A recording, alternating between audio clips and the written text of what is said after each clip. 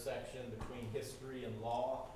We might sometimes think of law as history, and I think some of the program today certainly will relate to that. As you know, our campus has been in the news a great deal this week. I want to say one thing about that, and that is that I'm very hopeful because of the appointments and leadership.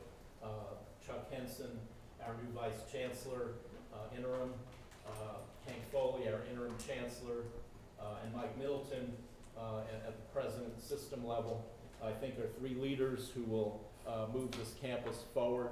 So I'm looking forward to working with them. And again, I'm very excited about the program today. I want to thank Carly Conklin for organizing this program. Her work on this has been tremendous. Carly, thank you.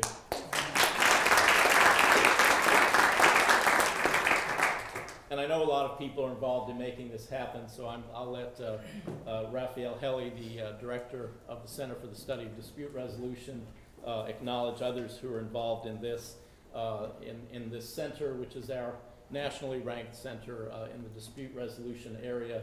Again, I thank all of you for being here, and I'd like to introduce Director Raphael Helly.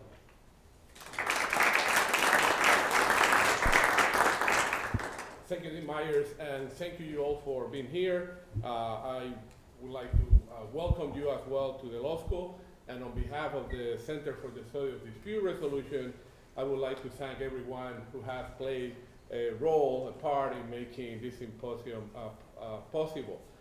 First of all, thanks to the participants for being here. I know they are very busy, and we appreciate you taking time from your schedule to be here with us today.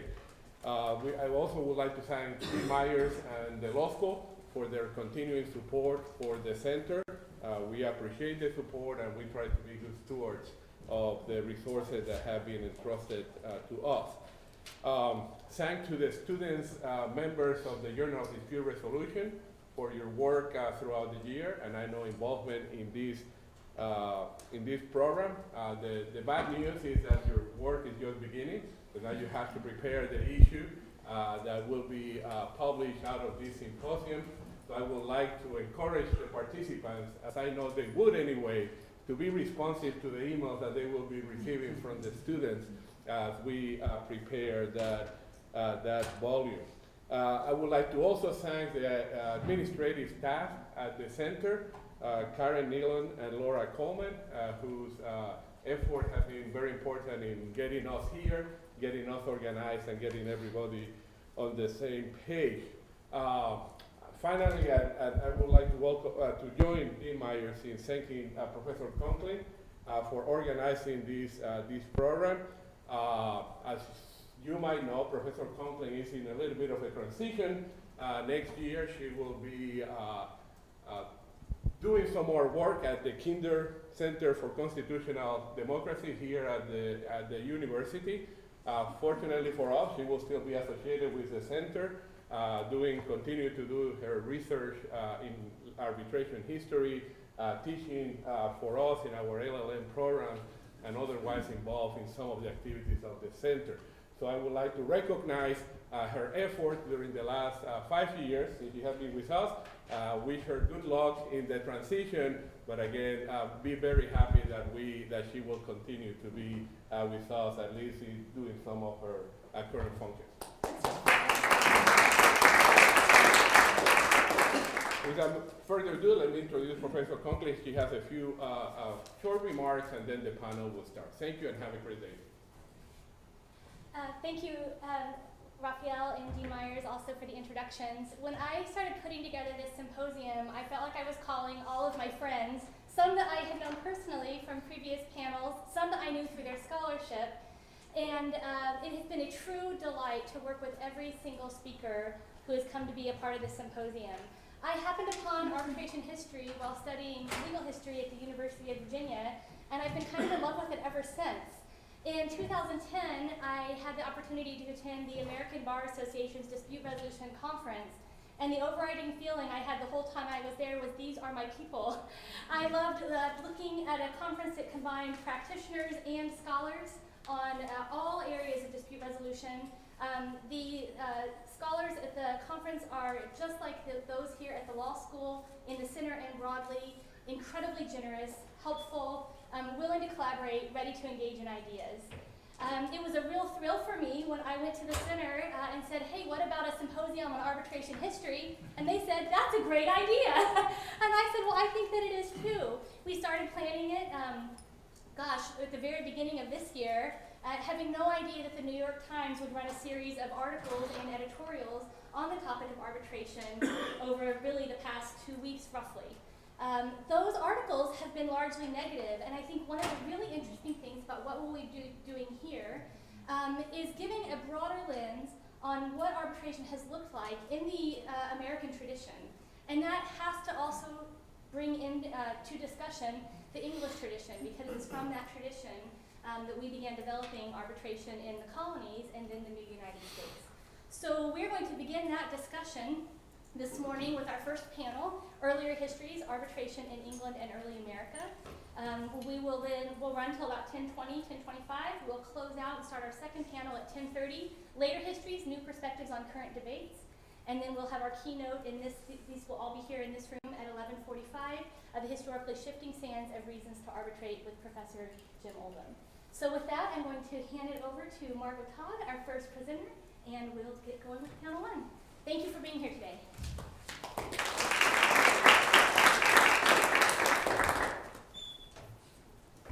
I'm going to do this the old-fashioned way without a PowerPoint, so that means everybody has to actually listen. The history of binding arbitration in British customary law is very long and in scope very broad. In Scotland and England, and I'm going to talk about Britain, not just England, in settings both urban and rural, commercial and ecclesiastical, and across a broad range of social estates, from craftsmen to lords, alewives to merchant princes, it had by the 16th and 17th centuries become the default mechanism to avoid costly litigation and to resolve disputes otherwise likely to end in bloodshed. It was often a device used to avoid the courts, since litigation was always expensive and time-consuming. However, in a great number of cases, it occurred in cooperation with legal processes. Frequent referral by the courts and the regularity with which judges and other court officials themselves sat as arbitrators demonstrates that arbitration was by no means consistently extrajudicial, and that the strangely lingering myth of judicial hostility towards it needs to be quashed. It could operate independently, but it also found a place in all of the overlapping legal systems that competed for jurisdiction in the British Isles: ecclesiastical, manorial, prerogative, merchant, borough, baronial, and of course common law. I'm most interested today in the why of its use, and I would suggest that both of the elements in my title, trouble and expense, played a role. Arbitration was ubiquitous because it had distinctive advantages over litigation in achieving its larger goal, making peace at a time when the general violence level was very high in England and when feud still persisted in Scotland. Its first advantage was simply that it was community-based. Early modern arbitrators were generally local men, never women, by the way. When dealing with disputes, they had the advantage of knowing the quarrelers and their families, and the local history of how particular kinds of disputes had been handled in the past. Their store of personal knowledge made them the preferred resort, for instance, of borough courts and ecclesiastical tribunals at the parochial level. In English archidiaconal courts and Scots referrals from the Protestant kirk sessions, which are the lowest level of church courts there, slander cases were particularly numerous in the 16th and 17th centuries. Local arbitrators were equipped to set a particular slander within the context of family quarrels over time, even over generations. They were able, accordingly, to seek the origins of long-standing quarrels and to deal with complicated facets of a dispute that may not have been alleged in a suit, making them much more likely to be able not only to resolve the particular slander at issue, but even to settle the larger quarrel. In property disputes, like theft of cattle or moving of boundary markers, The theft itself could be a matter for the courts, but the long background that might explain it would likely not appear in a suit, but could be known to local arbitrators. The goal was always to avoid future contention between neighbors, and they were better placed than outside judges to do so if they could address the source of the quarrel. The ultimate goal of arbitration was not punishment or reparation, but the fostering of harmony. To quote the instructions of the Lords of Council in the 1530s, arbitration served for amity to be had amongst disputants in time coming. Their declared desire was the weal of both parties, kindness and friendship to be had among them and their kin. They judged not by law, but by common sense and the bonds of affection, with the noble goal to pass to concord, that kindliness should be cherished more and discord driven out. A second advantage of arbitration is that it was cheaper and quicker than litigation. The title of this talk quotes a 1534 Scots plaintiff who sought arbitration for a property dispute already before the Court of Session, a very pricey enterprise, for, to quote, eschewing of trouble and exorbitant expenses. The case was Borthwick versus Hopringle, and it was ultimately decided by King James V, who had been appointed arbitrator by the Pope in response to a request by Hopringle's landlord, the Archbishop of St. Andrews. Even with the cost of transportation to the King's Court, which was at that point itinerant, the plaintiff in this case saved money. In an early 17th century Staffordshire case, a plaintiff reportedly paid his attorney £22 a year to pursue ongoing litigation, to, he confesses, the impoverishing of many poor people who presumably might otherwise have benefited from his alms. £22 may not sound like much to us, but this is in a year when a laborer was very lucky to make about £14 per annum. Arbitration was generally free, or nearly so, even in London. Merchant arbitrators seem not to have accepted payment until the latter part of the 18th century. In the Bishop of Ely versus Lord Hatton in 1677, Chancery referred the matter to which was a property dispute over very valuable land in Hatton Gardens, to arbitration by the Lord Chancellor, Lord Treasurer, 3 bishops, Viscount Falconbridge, Chief Justice North, and several others, to, quote, hear the matter debated by counsel learned on both sides. Lawyers brought significant legal costs into the equation, but they did bring quick and equitable settlement. Finally, costs could be saved by using mediation or arbitration, and also these were mechanisms to circumvent corrupt court officials, as the work on the quarter sessions of 17th century Wiltshire demonstrate.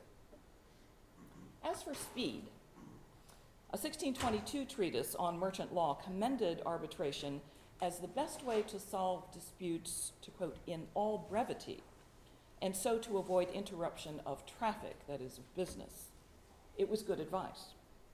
The London merchant John Page opined that it was better to lose somewhat of your right than to contest or go to law.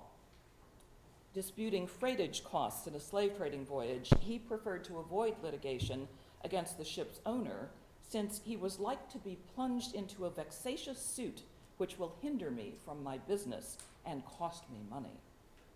Arbitration was quick, perhaps especially so because local fellow merchants did the arbitrating in these cases. They were quite aware that in the commercial world, time really is money. North of the border, Scots arbitrators generally delivered their resolutions on the same day the dispute was brought to them, with the longest efforts lasting no more than a few weeks. Arbitrators clearly recognized that the dispute before them could be part of a growing problem best nipped in the bud. A third advantage of arbitration was its regularized procedures, both in England and in Scotland, across a great variety of venues and at levels from the very local to the center.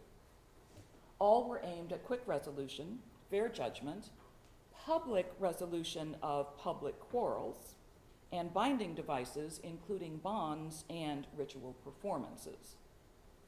Post-Reformation, church courts at the most local levels received disputes from plaintiffs or their neighbors, or from parish priests and church wardens, and referred many, in most cases the majority, either to particular designated arbitrators, in general 2 or 3 men chosen by each party, and then what the Scots call an orusman, or a tiebreaker, chosen by the court. Sometimes they referred to semi-permanent arbitration panels. In the Edinburgh suburb of the Canongate, for instance, boards of between 4 to 6 arbitrators sat from the 1560s on, at least weekly, sometimes thrice weekly, for reconciling, as they said, all those that they knew were at variance. No court referral was needed, participation was voluntary, and the boards seemed to have been very popular. They were comprised of persons of good repute from the town, and they addressed issues both civil and criminal, although the sanctions for the latter were, of course, referred to the magistrates. In addition to the standing board, the session also created ad hoc mediation panels of, again to use their words, brethren appointed as judge arbitral to reconcile brethren. Their guidelines were not to punish, but to draw quarrelers with lenience to agree with the other party, so that in the end they may live in peace in all time coming. Married couples in conflict were referred by ministers or sessions to such groups of honest men being chosen to compose the matter betwixt them. At a 1583 presbytery visitation, presbyteries were the middle level courts of the church, visitation of Holyrood Parish, the minister was found negligent in assembling such panels. In his case, he admitted his fault, but only in situations where he was apparently miffed at having not been chosen to be judge arbitral himself. A certain measure of status accrued to service as an arbitrator. In town bailies' courts, arbitrators were regularly appointed to deal with the court's overloads, especially disputes related to wider community division. Scots bailies appointed what they called an assize in such cases. This was simply a group of neighbors whose resolution of the argument would be recorded but not pronounced by the court. The settlement would be final. In England, the rate at which town courts sent disputes to arbitrators is unknown in most instances, but in early 17th century King's Lynn, only 16% of disagreements brought to the borough court managed to proceed beyond complaint to the court clerk. Such a complaint functioned in effect as a threat or a prod to get the defendant to agree to arbitration and so avoid litigation. Records of crafts guilds, on which I'm working at the moment, provide an abundance of evidence for a guild tradition of formal and quite binding arbitration of disputes among their own members. The Glovers of Perth in the 1540s fined members who reported insults and injuries to the bailies' court before seeking arbitration by the craft deacon. The Wrights in 1555 had a standing arbitration board of 8 elected men with the deacon as tiebreaker, and the hammermen, the metalsmiths of the town, assigned either a deacon or a group of masters to, quote, sit, consider, and discuss in all actions and debates between brother and brother of the craft, or between a master and his apprentice and servant, an instance of arbitrators settling disputes between persons of unequal status. And the decisions that I found in most of these cases actually went, a slight majority of them went to the apprentice or to the servant. In commercial disputes, if a case were brought to trial in an equity court, it was generally referred by reference to merchant juries or arbitration, in part because the principles of law merchant exceeded the scope of the common law.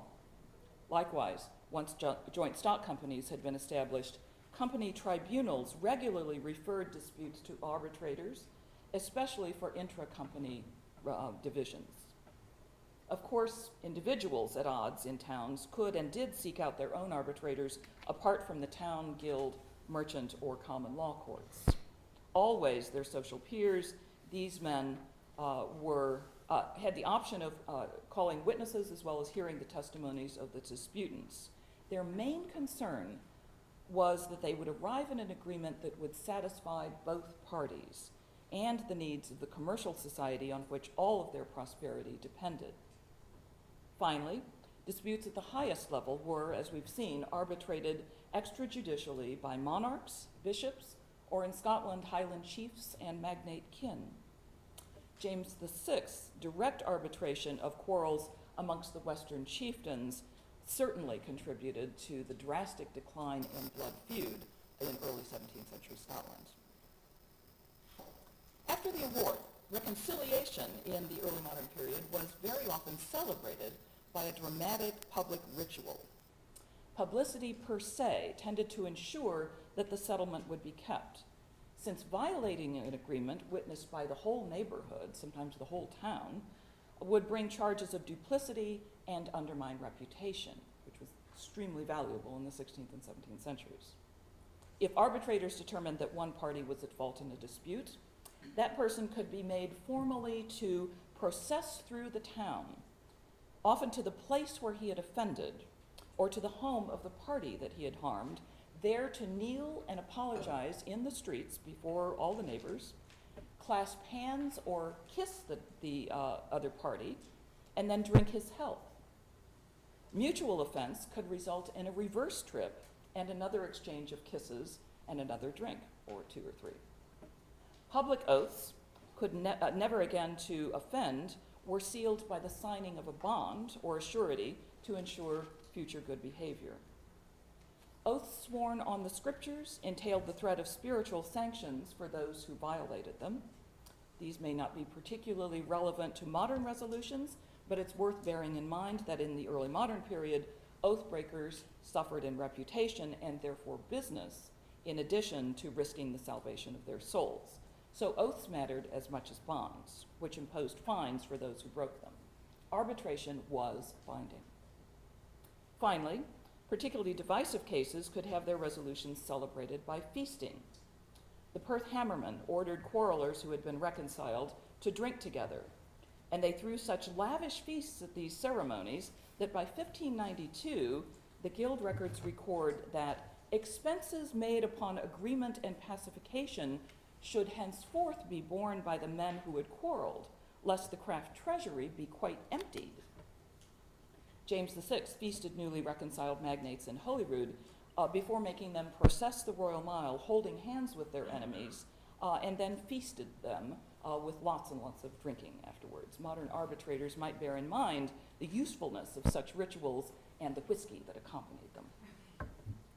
With these advantages, what may seem surprising is that so many disputes moved on to arbitration only after being initiated in the courts. There are multiple factors at work in moving them out of the judicial system, perhaps the most important being simply the pressure of business in the courts. Another, in the case of ecclesiastical courts, is the long canon law tradition of encouraging arbitration, at least from the 13th century on, in regard for the greater religious purpose of peacemaking. But why did plaintiffs bother to start with the most expensive and lengthy litigation process, or sometimes pursue both simultaneously? Well, one reason, of course, is to use litigation as a prod to get one's foe to agree to arbitration. Another motive is the hope that one might get multiple decisions from multiple venues, including arbitration, and be able to choose the best. Finally, whatever drawbacks the courts offered, they did have the clout to enforce arbitration award with mechanisms more immediate and concrete than dread of divine retribution.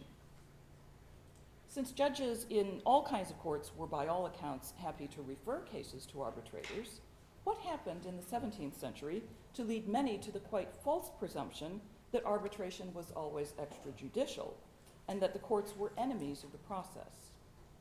The culprit seems to me to be a misunderstanding of Robert Vinier's case, an action brought in the Court of Common Pleas in 1609 against William Wilde for his failure to pay a bond ordered by arbitrators.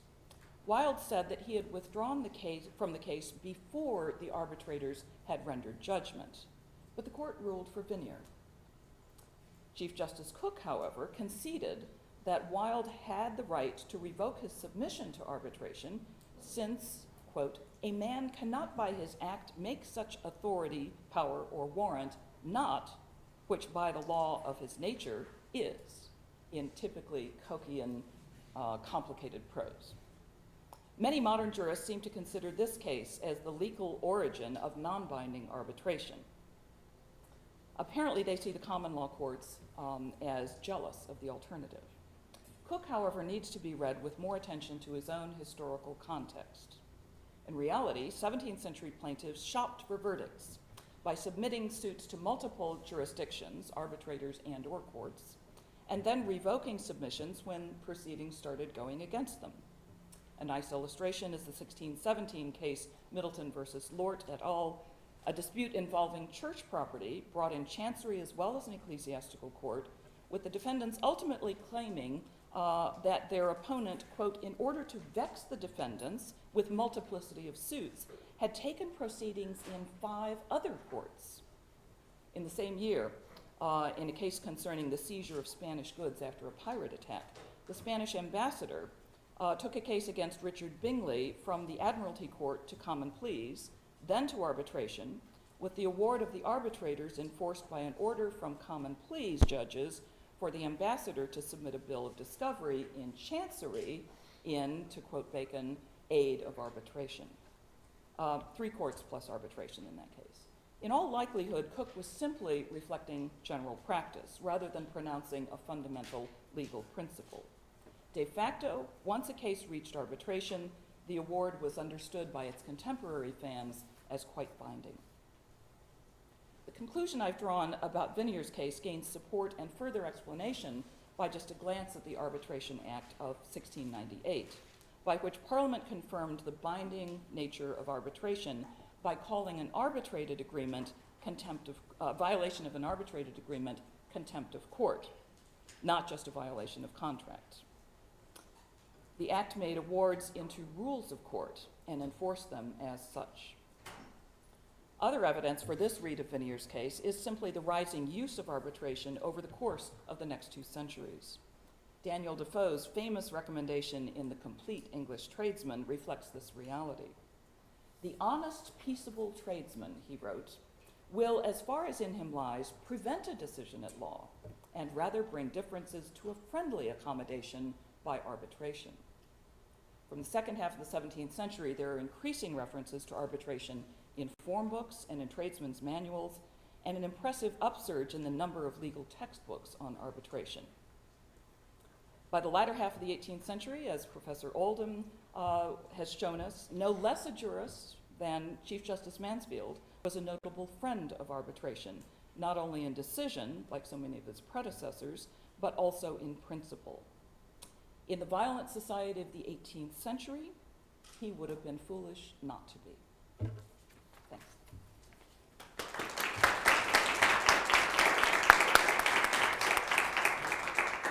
In my eagerness to get going with our discussion, I omitted what might be perhaps the most important person for panel 1, which is our moderator, Professor Il-Young Lee. Professor Lee, would you like to come up and make your introductory comments at this point? No. And then while you're doing that, I will load the slides for our next speaker. So I'm sorry for the procedural flaw. Okay. We'll hand it over to Professor Lee, and then I'll load the slides for our next speaker. Thank you. So this is a little bit off the program because I get to do the introductions after the first speaker. But bear with me. The current edition of Black's Law Dictionary reminds us that the term arbitration was first seen in the 15th century, so we have a historical dimension to the symposium. The 4 speakers, you've already heard about Margaret Todd. She's actually the only native Missourian on the panel. The Annenberg Professor of History at the University of Pennsylvania, graduate of Cleveland High School in South St. Louis, and you already heard her speak about arbitration in the early modern British Isles.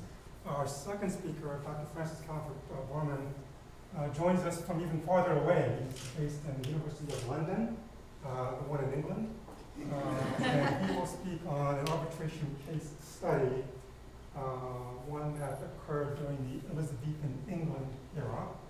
And then our third speaker we've already met, Dr. Carly Conklin, our own professor of history, will speak on arbitration in early American history. And then lastly, Professor F. Peter Phillips from New York Law School and Montclair, New Jersey, will address the implications of Quaker arbitration on contemporary commercial dispute resolution. Okay? So our next speaker is Dr. Coleman. Thanks very much. So hopefully some of what I say today will build on what Margot's already told us about arbitration in the early modern period. As a kind of social and political historian, I'm hoping to contextualize arbitration at the time by talking about some of the social and political background and some of the things that went along with trying to organize an arbitration at the time. So this is a kind of in-depth case study of one of the most remarkable arbitrations in the Elizabethan period. It concerned a breakdown of marital relations between, there we go, Bess of Hardwicke and George Talbot, the 6th Earl of Shrewsbury, pictures of which I've got up behind me here. In this episode, we can see the political, social, religious, and economic imperatives that made reconciliation so important within aristocratic families which made up England's elite during the 16th century. And here I've just got an idea of some of the different kind of factors that affected arbitration at the time. So rather than being a purely legalistic mechanism, arbitration incorporated so many other different social and political factors. And one of the chief factors at this time, and one that I want to focus on today, was honour. So honour in the Elizabethan period was quite a changing, shifting notion, and the historian Richard Cust has identified 3 major strands of the theory of honour in the early modern period. The first being a much more traditional idea of honour based on pride and willfulness. That was more of a kind of hangover from the medieval period. Then we have a second idea of honour, which is a new humanist ideal, which much more emphasised wisdom, godliness, and restraint. And then a third idea of honour, which emphasised compliance with the monarchy and with the law, indeed. So family unity was intertwined with a collective sense of honour. Disputes could damage family honour, while reconciliations might preserve it. Furthermore, marital and family breakdown could threaten the success of the nuclear unit or even of the dynastic survival of the house. Yet marital breakdown of varying degrees was not uncommon and was estimated at around 10% amongst the peerage, so the upper echelons of society, between 1570 and 1659. Resolving disputes out of court, as we've already heard, was considered to be a cheaper option. Bess of Hardwicke herself lauded the role of arbitration in, to quote her, appeasing those troublesome suits by which I think, in the end, neither parties will gain, but the lawyers enriched. Yet, even more important than ease and cost, arbitration and mediation were, and indeed still are, such useful tools for effecting reconciliation within a family because they responded to wider social pressures and incorporated the individual concerns and indeed the emotions of the participants. Those submitting to arbitration had to recognise the reciprocity of their relationship to an arbitrator, who was very often their social superior. And as the historian Linda Pollock has argued, to quote her, arbitrations intervened in disputes in order to achieve some kind of compromise and often brought honour into play. Parties could emphasise the importance of their own honour, but could also appeal to the honour of the arbitrator or of one another. Thus, honour is shown to be a flexible concept in the negotiation process that could be mobilised in very different ways and by very different people. So one of the reasons why I've chosen this particular arbitration to illustrate all of these points today and that make this series of mediations and arbitrations so unique is the personal involvement of the monarch.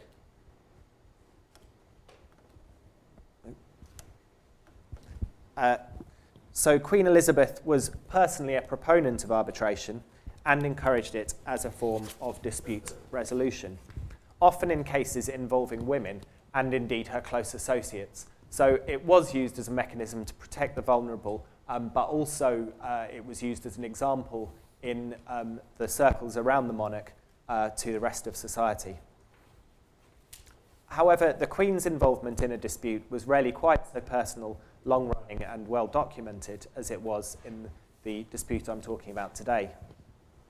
The role of arbitrator was considered as a source of honour for elite men, displaying the virtues of fairness, justice, and benevolent lordship. However, this was a role equally well suited to a queen and placed her as the ultimate upholder of the social order. Just to give you a bit more background on one of the parties to the dispute, Bess of Hardwicke. Bess was born to a fairly modest Derbyshire landowner sometime around 1527, and as you can probably guess from this picture, she didn't remain a modest Derbyshire landowner her whole life. She's now known chiefly as a builder of houses, including Hardwicke Hall in Derbyshire, which is pictured there behind me, but she also built up a dynasty. Bess married Shrewsbury, her fourth husband, in 1567, and at the time of their marriage, Shrewsbury was one of the richest men in England. He was also a member of the Privy Council, a council of state at the time, and as Lord Marshal was ranked fourth in the hierarchy of the Queen's advisors. Although initially they were a happy couple, the relationship between the Earl and Countess was put under considerable stress when Queen Elizabeth enlisted them as jailers of Mary, Queen of Scots, someone I'm sure many of you have heard of. She was a pretender to Elizabeth's throne at the time, and I think was her first cousin once removed. This role as jailers was not only politically delicate, it was also extremely expensive, as Mary had to be kept at the couple's own estates, and despite promises that they would be paid money back, mostly at their own cost, and in a manner that to some extent befitted a queen. This explosive mixture of financial pressures and Mary's burdensome presence, mixed up with Bess's dynastic ambitions and her husband's cautiousness and paranoia, eventually escalated matters so that by 1583 the couple were living apart.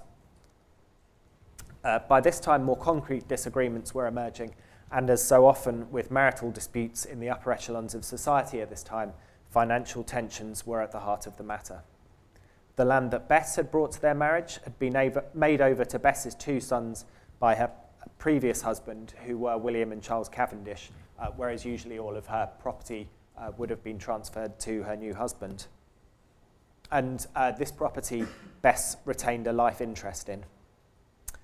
In return for this agreement, Shrewsbury had been relieved of paying off Bess's debts and of paying her sons large sums of money on their coming of age. Bess complained that the Earl was charging rents on the lands owned by her, while the Earl accused her of selling land without his permission, making their original marriage contract null and void. Bess had also been buying land in Derbyshire in the name of her sons to keep it out of the hands of her husband. And all of this led to an incident in 1584 when Shrewsbury himself rode to Chatsworth House, which is another one of their stately homes similar to Hardwicke Hall, and taking with him 40 men to assert his ownership. He was then denied entry by an armed William Cavendish, Bess's son, who was sent to the Fleet Jail in London for this aggressive defiance. And as we've already heard, there was no formal system of policing at the time, and so this really was a very large public order problem. Two noblemen clashing like this could really get quite out of hand and create a fairly large dispute and even kind of come to something approaching a war at the time. So it really was important to nip this dispute in the bud. So in this era, mediation and arbitration was very flexible, and one could very easily bleed into the other, and as indeed it could into a court case. So really what I'm talking about here today is a series of mediations and arbitrations with a short court case brought into the mix as well. And all of this flowed back and forth quite naturally, referred by the Queen or by some of her highest advisors, and indeed by some of the judges involved. So the first attempt at arbitration or mediation was made by one Nicholas Booth in 1580. He had very little success. Arbitration between Bess and Shrewsbury was mentioned in 1583. This was the point at which the Earl was collecting rents on his wife's land. But once again, this attempt at arbitration and mediation failed. there followed the altercation between Shrewsbury and William Cavendish, after which the Earl of Leicester, Lord Burleigh, attempted to act as a mediator between the couple in 1584, this time under orders from the Queen.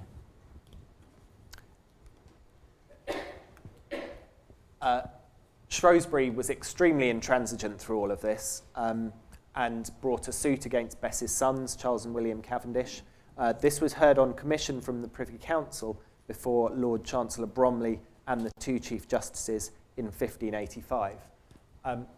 They produced a decision which I think to modern ears sounds very much more like an arbitration than it does like the award of a judge, as it did recommend kind of awards that should have pleased both parties. So it was recommended that Bess pay the £2,000 in rent, Shrewsbury should pay Bess the £2,000 in rent collected from her properties, and also that he should welcome her back into his home. In return, she was to pay the Earl the £500 a year on the land that she held, but even this didn't please him at all, because this essentially made him a pensioner of his own wife. Then in 1585, the Earl of Leicester, Lord Burleigh again, and the Queen's Secretary, Francis Walsingham, were appointed to decide upon the petitions which Bess and her sons were still sending to the Queen. So from this we can see that some of the highest, most important people in the land were being brought in as arbitrators, who would have been the peers or even the superiors of Shrewsbury, and some of the very few that could actually call themselves that. An award was finally reached in 1586. It was ordered by the Queen and recommended by Burleigh, Walsingham and the Lord Chancellor, Sir Thomas Bromley. And here I've just got a quick quote from a letter sent to Shrewsbury giving a justification as to why arbitration should be used in this case. The spelling is absolutely terrible, as were all early modern letters, but I think you can see from that there was a genuine urge to keep all of this out of court, and that the Queen very much saw it as a matter of honour that this dispute should be brought to an end, and that Christian reconciliation should be the key principle upon which some sort of compromise was brought about.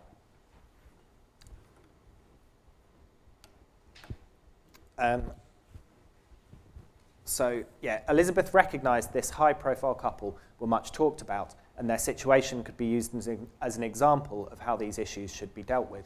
The Queen obviously felt that negotiating a settlement was the honourable response for a monarch when her subjects were feuding. Christian reconciliation was such an important principle for the Queen, although more practical considerations, such as Mary's imprisonment, were involved. Reconciliation via mediation and arbitration fitted with a historian Natalie Mear's description of a political system based on, quote, issues of trust and personal intimacy with the monarch, backed by social and familial networks that defined Elizabethan politics, not institutions or institutional status as they would today. So now to look at the parties involved. These are two letters. The first one sent to Bess of Hardwicke by her contact in court, Elizabeth Wingfield, and it just shows that another female friend, Lady Cheek, had been speaking to the Queen, and the Queen had promised to see what she could do for Bess's honour. So we can see here that female honour was a very important concept, and also the female networks that Bess could foster in court were very important to her chances of gaining a favourable outcome from the arbitration. Whereas the second letter sent by Shrewsbury shows that he distrusts Francis Walsingham, the Queen's Secretary, to be partial in this affair, and that would be very detrimental to his honour, kind of insulting one of his social peers. The participation of a woman with as much personality and ambition as Bess make this an opportunity to study the role of gender in early modern mediation and arbitration. In particular, we see how women could effect a positive negotiation of early modern honour culture, skillfully manipulating the boundary between public and family life, that has at times been misconceptualized to leave us with only a partial view of female honour. Meanwhile, Shrewsbury displayed a poor appreciation of the importance of self-restraint in masculine honour culture and, contrary to his wife, failed to take the honour of the arbitrators into account. Shrewsbury failed to negotiate the difficult ideal of an early modern married man. This would be keeping his wife subordinated and under control, whilst also fostering mutuality and leading by example. Shrewsbury repeatedly advertised his hot-headedness in the numerous lengthy rants he sent by letter. Such loss of control would have been detrimental to his reputation, as the ability to control one's temper was considered to be an important quality of leadership. So, with Shrewsbury's hot-headedness and willfulness, still he would not comply with these awards of arbitration. The beginning of 1586 brought yet another attempt to find a solution, this time with both parties personally at court. Bess now asked the Queen to appoint an eyewitness to live in her house and observe, then report back her good behaviour towards her husband. Clearly, this was spiralling somewhat out of control. The Queen didn't really want to spy on a couple.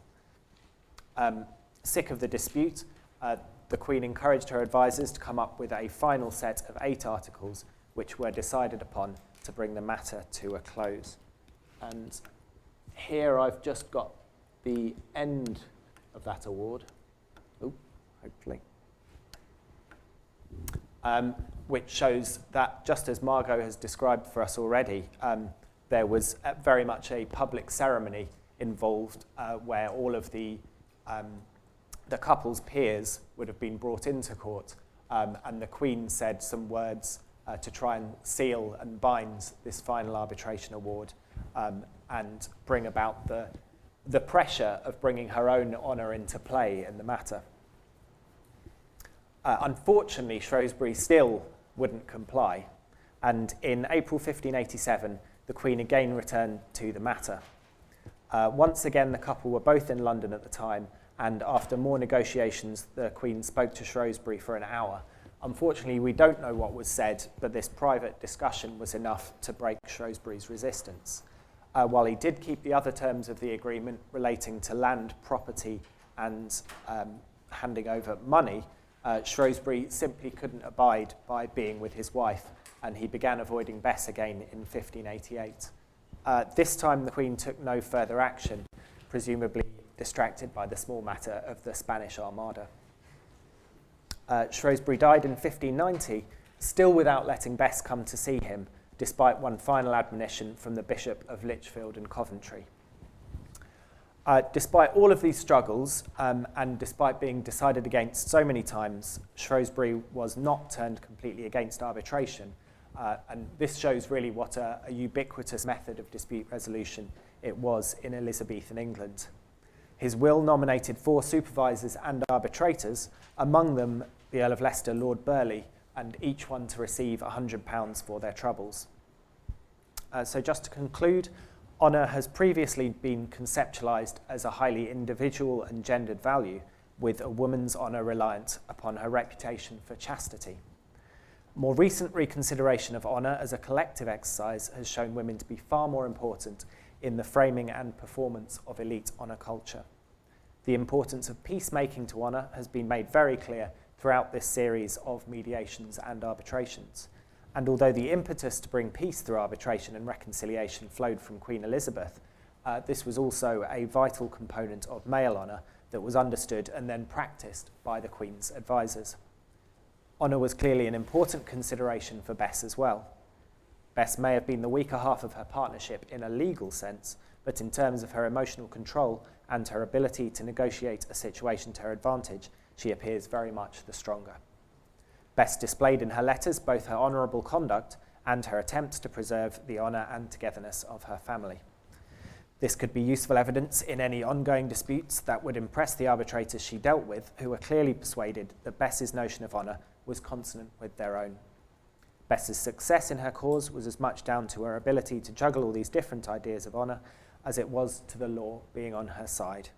And I'd just like to end with a very quick plug. I think I've accidentally flashed it up a few times. But an earlier version of this article was included in Derek Roebuck's The Golden Age of Arbitration, which is an excellent and kind of extremely comprehensive roundup of arbitration in the early modern period.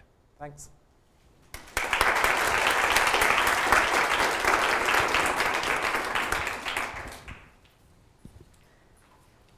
Thank you, Dr. Borman.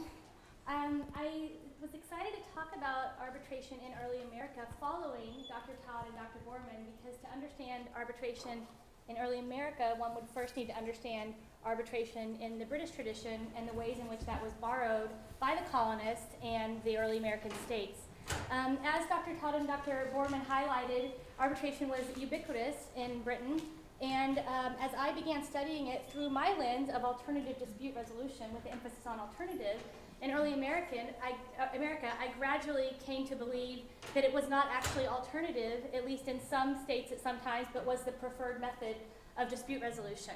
Dr. Todd and Dr. Borman also talked about the multi-layered nature of the dispute resolution process. That's a word we use in the DR field today.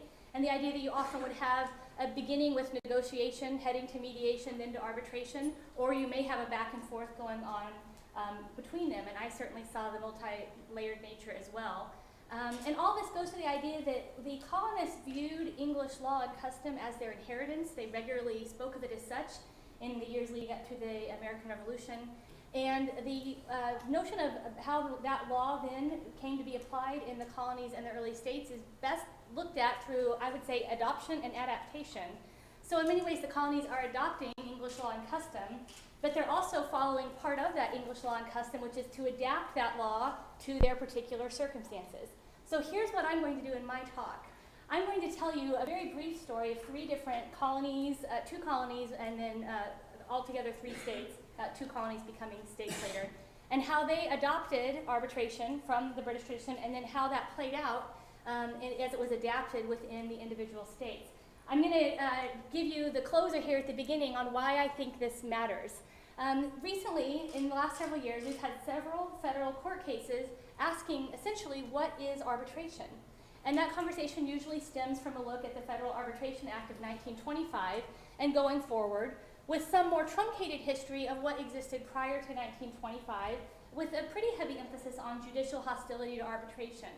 What I have found in the early American period is actually a great judicial deference to arbitration, but I will confess my research runs 1780 to 1860. So it will ultimately be very unsatisfying for those of you who are curious to know what happens 1860 to 1925, but check back with me in a year or two and hopefully I'll have more research on that topic.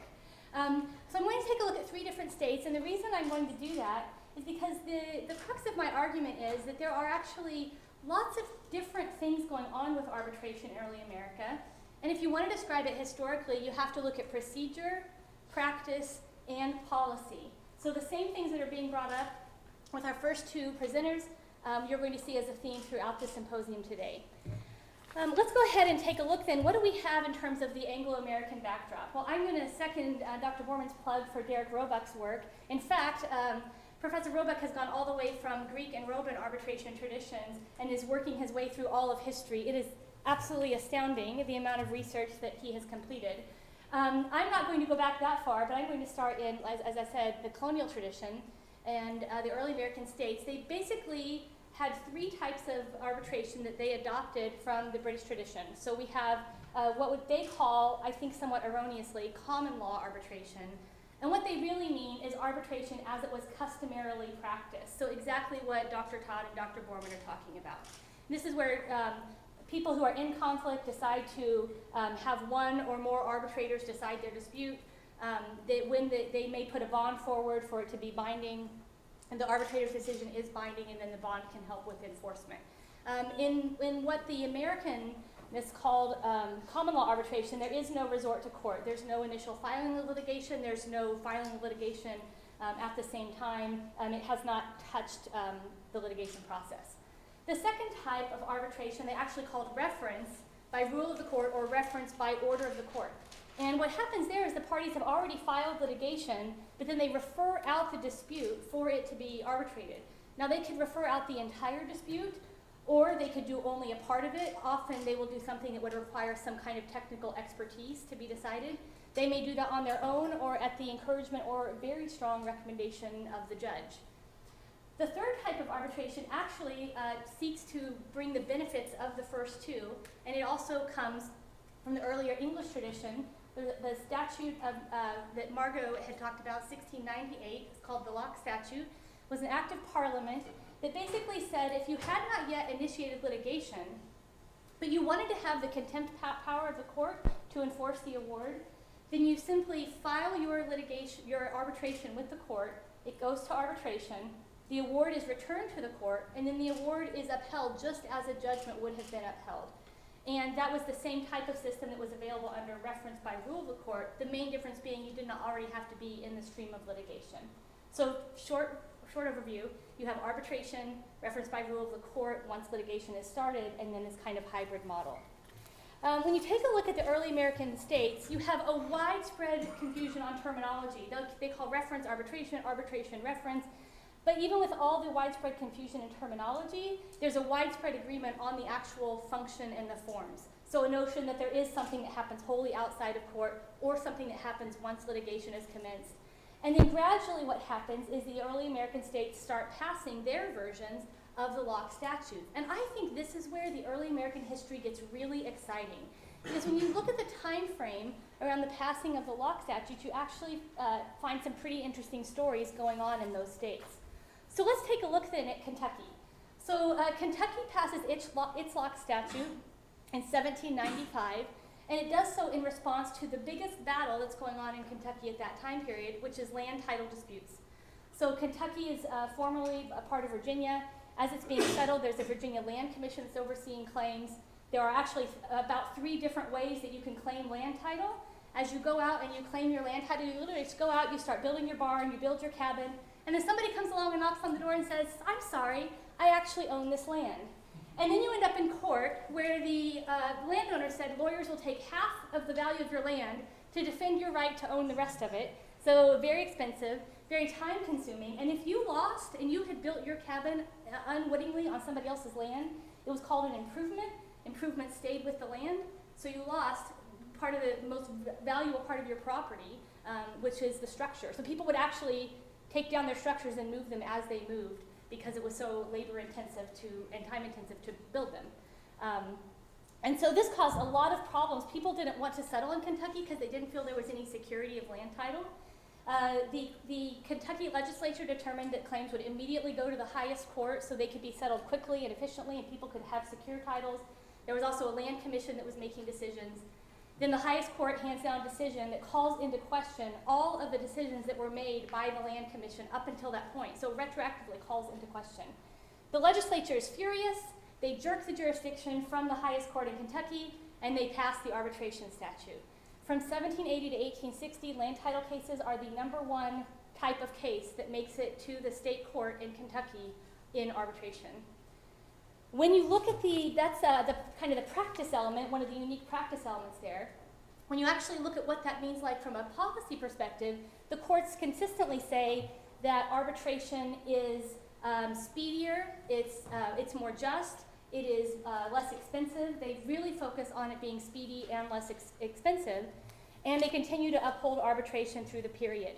A summary that appeared in the Louisville Journal in 1849, looking back on the early settlement of Kentucky, had this to say: the bar, meaning the lawyers, had despoiled the property of the state on behalf of the land jobbers, while themselves growing fat and sleek upon the miseries of the farmer.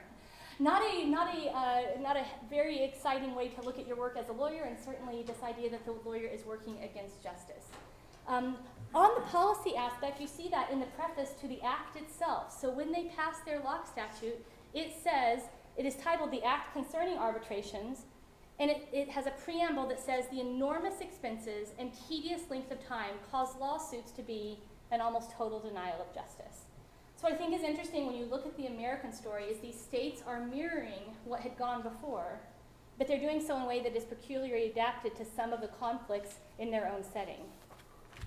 The second state I want to take a look at is New Jersey, and New Jersey is really impressive because of its rich Quaker history of arbitration. So New Jersey was originally East Jersey and West Jersey. They passed the very first arbitration statutes in the colonies in the 1680s. They already have arbitration statutes. That history carries over into New Jersey as a new early American state. They passed their lock statute in 1794, and it is titled An Act for Regulating References and Determining Controversies by Arbitration to Promote Trade, to Facilitate the Means of Accommodation, to Expedite the Determination of Controversies, and to render the awards of arbitrators more effectual. It also highlighted advancement of justice and, very interesting to me, the ease of the people. When I went through the New Jersey cases, one of the things that struck me was they assume more of a multi-layered nature of dispute resolution, and then they are constantly defining what arbitration is in their the dicta, or I don't know that they would even see it as dicta of the cases. They're walking through, we have common law arbitration, we have reference by rule of the court, we have statutory arbitration. You can pick any one of these three. We will uphold it on the basis of what you chose. So if it's common law arbitration, we don't have anything to do with that. We won't overturn the award unless, say, there's fraud or some sort of a bias. The ease of the people, I think, is a really interesting phrase, and it harkens back to a lot of what Dr. Borman and Dr. Todd highlighted, which was this rich tradition of arbitration as a way to bring about community harmony and consensus. The notion that it was a form of dispute resolution that could actually bring about a reconciliation after the fact. And that was certainly the reason why the Quakers promoted arbitration. They did so on the basis of scripture from the book of Matthew. Definitely, Professor Phillips is going to talk about this at quite some length, so I won't go into that portion of it. But this idea of harmony was very important, and it makes it into the court cases. So when you look at New Jersey court cases on arbitration, they also, like Kentucky, talk about cost, they talk about efficiency, they talk about certainty of outcome. Kentucky really hit on finality of decision making, and justice, but you also see the word harmony come up over and over again. The last state I'm going to talk about is Massachusetts. So Massachusetts passed its lock statute in 1786 during a political conflict over whether arbitration or litigation should be the means of resolving disputes. Benjamin Austin was a radical Republican at the time. That's actually a political term, a radical Republican, not an adjective in front of a political party. He was advocating on behalf of the farmers or the agrarians for arbitration as a dispute resolution that was cheaper, it was speedier, it would more likely get to justice. And there was a newspaper debate there, so they're arguing back and forth in the papers, and those on the other side are arguing that we need experts, we need people trained in law, we need the knowledge of the law that comes through the publication of decisions, which is a really interesting argument to be having that early on in America when the legal systems are still largely informal in terms of publication of decisions, preparation for the bar. So 1786, in the midst of this dispute, they passed their lock statute, and you also get discussion of speed, efficiency, a heavy discussion on expense and justice. The idea that frequently comes out in Austin's arguments is that if one party to a dispute goes to court and hires an attorney, the other party is automatically disadvantaged if that party cannot afford an attorney as well. And certainly in civil litigation, there was no requirement that somebody who can't afford be appointed an attorney. And so there was this notion that the law was becoming more complex and more formalized, and as a result, more expensive, there was more delay, and so the everyday person had a hard time seeking justice, and arbitration could fix that. Austin said 7/8 of court cases could be resolved in arbitration. Now, as a result, at least it appears, it's hard to say definite causation, but certainly in terms of the chronology, you have these debates going on in Massachusetts. You get the passage of the Arbitration Act throughout the 1780s and 1800s through 1860, my stopping point. The courts are regularly upholding arbitration and upholding that parties have chosen that jurisdiction. You also have reformation of the bar going right alongside of it. So in Massachusetts, you have a really heavy policy discussion that is focused on what is the rule of law and how do we make it effectual in our communities. Those are just 3 little vignettes of states I've been looking at in terms of how they're using arbitration in early America. The reason I think that research is interesting is there's certainly a heavy public policy element of what's going on in those states. That looking at the court cases and the statutes alone won't tell you the story. In fact, a Supreme Court case on arbitration is an arbitration that somebody challenged And that challenge made it through the layers of the court to the highest court. So it is the tip of the iceberg in terms of what's actually going on. But in that kind of apex, you see the judges beginning to make policy arguments about, is arbitration good and is it beneficial for our society? And what I think was most interesting to me was they weren't looking at society in the broadest, most general sense. They were looking at the citizens of our state and the distinct and peculiar problems that they are experiencing in this time. And I think that's part of the broader histories of arbitration that I would like to see make it more into the education and public policy discussion on the topic. Not that it would be prescriptive and to say what we ought to do, but that it would simply be informative as we determine what was. So with that, I will hand it over to Peter Phillips. Thank you.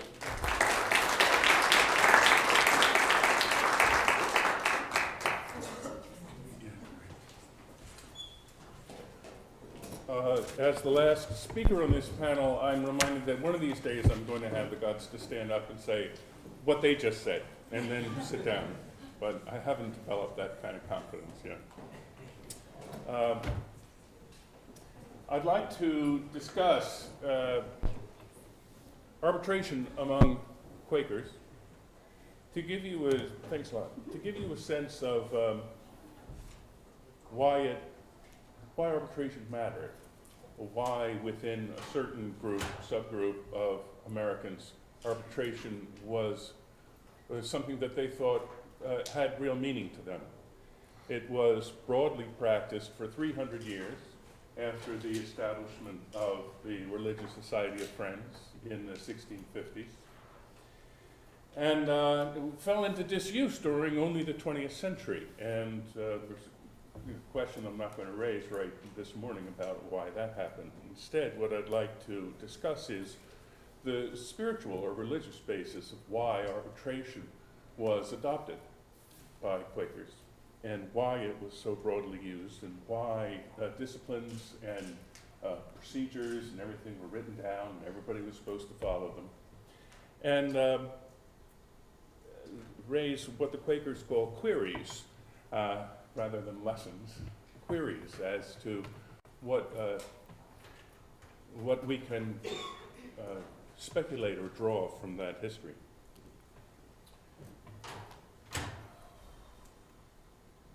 This is hard, isn't it? What's the magic button? You might have to point it directly at something. Oh, okay. I'll point it directly at you. Just have to press it aggressively. Yeah, press it aggressively. Let's see. You see, I'm nothing without PowerPoint. I can't It's do the it. far bottom button. Far bottom Yeah. button. Fabulous. Okay. And we're on. 1647, okay? George Fox had a religious experience that he then spent the rest of his life talking about in great boring length. But it was based on the perception that there is that of the divine in each person, that it wasn't necessary to have an intermediary, a minister or a priest or a rebbe or an imam, that each of us has and bears with us that of God. The phrase that is used in Quaker tradition is one that he wrote in a letter saying, "We must walk peaceably upon the earth," answering that of God in every person. And the concept of the inner light, or that of God in every person, then extrapolated becomes Quaker tradition. The idea of nonviolence and pacifism, which is deeply associated with Quakers, stems from the fact that there is God in every person. How could you possibly? The idea of equality, that women and men are the same, that slaves and masters are the same, stems from that of God in every person. Simplicity, integrity, all these. The only Quaker tradition really that's not embraced is the guy on the oatmeal box. And to tell you the truth, I haven't found a basis for the guy in the oatmeal box. As far as I can tell, that was purely an American entrepreneurial. So, you have principles of Quaker community. The tradition, of course, is that each friend, each Quaker, bearing that of God in each person, through discernment can find, through direct intercession, what God's will is. Yet, as a community, is the way we operate with a sense of divine accountability. As a Quaker community, the community has a deep and necessary link to each other, much more profound, much more dynamic than a Lions Club or a bowling club, because they're in the same effort together to find what God wills for us. And as a community, it is accountable to the divine itself. So, you end up with the concept of a covenant community, and there's a lot of discussion in early Quaker minutes about Quaker worship groups perceiving themselves as covenanted. Now, covenant, not a legal concept. Covenant as a religious concept is a unique term. One of the first ways it was used is in Genesis. Does anyone, everybody's got a quiz here. Does anyone remember the concept of a covenant in Genesis? It's not good for me. Do you know what it is? It's just like a religious promise with God. That's right. That's right. And can you tell the story of Noah? A little bit. Yeah. He gets off the boat anyway at the very end. And He makes a covenant with God. That's right. Regarding his offspring, if I remember. that's right. In fact, God makes a covenant with him. Puts a rainbow up in the air and say, "This is my covenant to you that I shall never more destroy the earth by flood." So it's a deal, it's a contract or a promise that imposes both obligations and, in a sense, expectations on either party. Okay, and it's an extraordinary aspect of Old Testament belief that covenant exists. For instance, there is another one with Abraham. Abraham is told that he is the patriarch of a chosen people, and that as long as he does what he's supposed to do, his tribe will increase as the grains of sand on the beach. Okay? That God has made a deal with Abraham that is inflexible, unbreakable, and exists as a testament of faith. Okay? It's really heavy duty. It exists, I think, only once in the New Testament. During the Last Supper, Jesus says, "Drink this wine, which is my blood." And this wine stands as testament of the new covenant. New covenant. That it modifies or replaces the deal that God had with Noah and with Abraham, and now God has it to a much broader segment. So this concept of a covenanted community is what Quakers actually thought they were. They actually thought that as a group assembled in a room in silent worship, they had a relationship with God that was covenanted. In order to get there, you need a state of harmony within the group. There cannot be dissension laterally in a community whose obligation is to have an immediate relationship with the divine. And guess what's just around the corner? There's a concept called gospel order in Quaker tradition. Gospel order is the prescribed method of attaining community consensus, community harmony, which isn't just aspirational, but necessary in order for the covenanted community to do its work. Now, gospel order it eventually was encrusted with other stuff, but it actually came from two scriptural basis, and one, as has already been said, is the Gospel of Matthew. Gospel of Matthew says 3 steps. If your brother offends you, brother meaning somebody else in the community, somebody else in the group, go to that guy. Go to that person. And talk it out. Face to face that person. And if you succeed, then you've gained a brother. Done deal.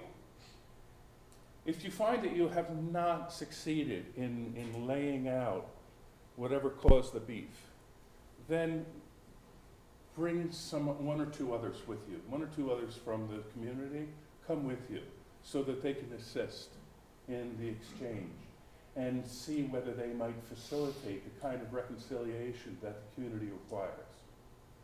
In a way, this is mediation. And the 3rd step in Matthew is, quote, bring it to the church, whatever that means. Bring it to the church.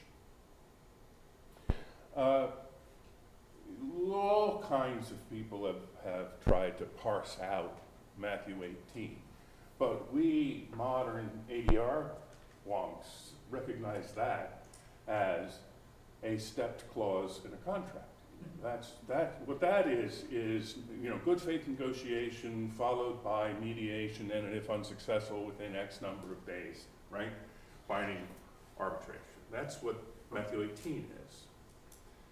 Gospel order then takes Matthew 18 and it aligns it with a passage of Paul to the Corinthians.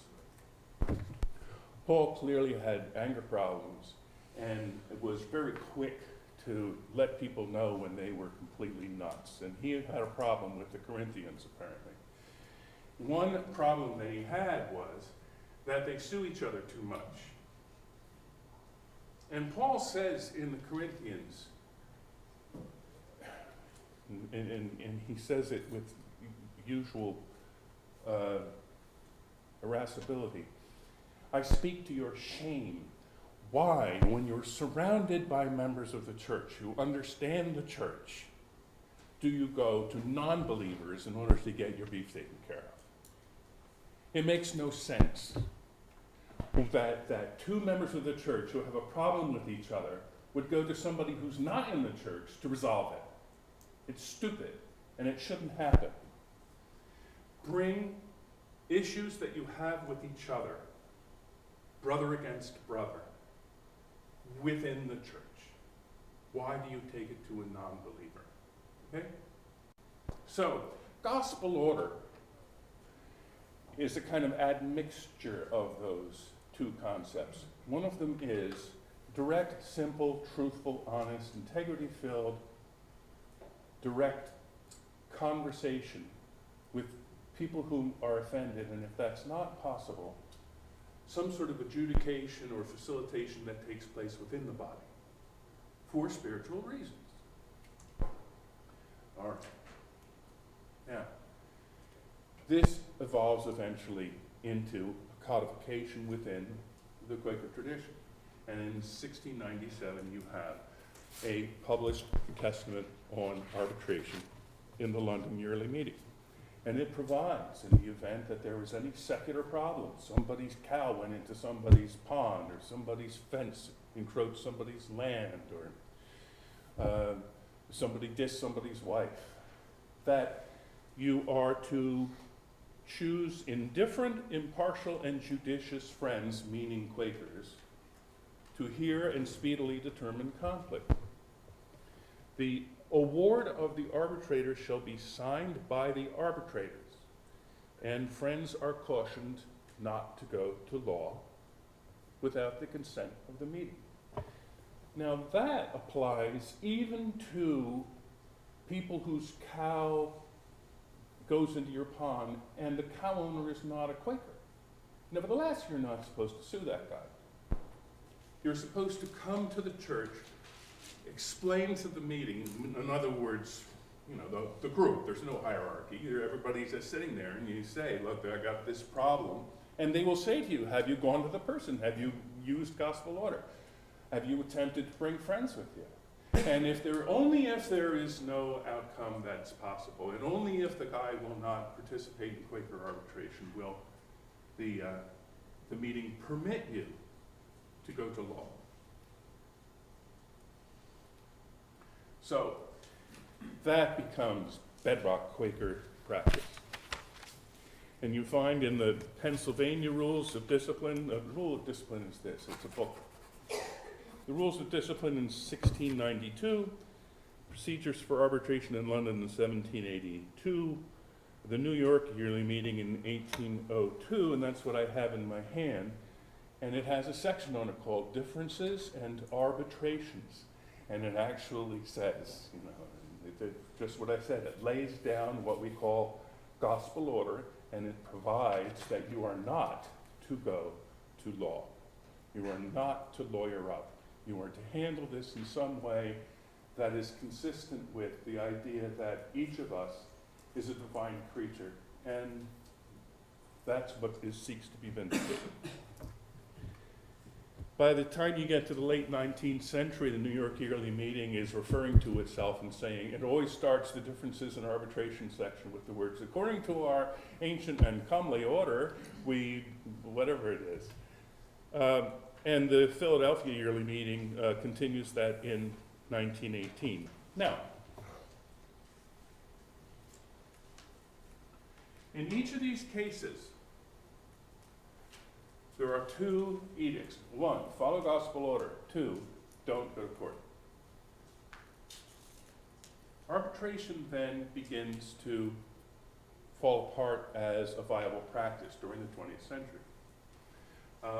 The Orthodox yearly meetings created a uniform book of discipline for use by a lot of Midwestern yearly meetings, and it did not include gospel order. Philadelphia yearly meeting also took out gospel order and used arbitration to refer to international, as an alternative to war. And it continued in New York until 1950. And the Faith and Practice book in 1950 is the first one that does not include arbitration of disputes.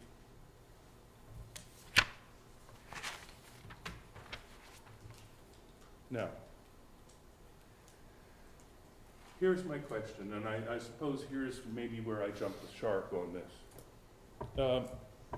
Quaker arbitration was a practice that answered the needs of a unique community that had shared values and that perceived that harmony was essential to its work. And it was a reflection of what the community thought that it was, what it was on about. It was infused with some sense of what the Spirit expected of us in terms of how we should treat each other. And as I say, it was there to instill harmony that was required from a religious society. By contrast, the FAA and arbitration after the FAA was an alternative form of adjudicating disputes that sounded in the law. The standard for commercial arbitration became the same standard that you find in court, except that it's private. And I have queries about that. The consequence of arbitration as vindication of the law,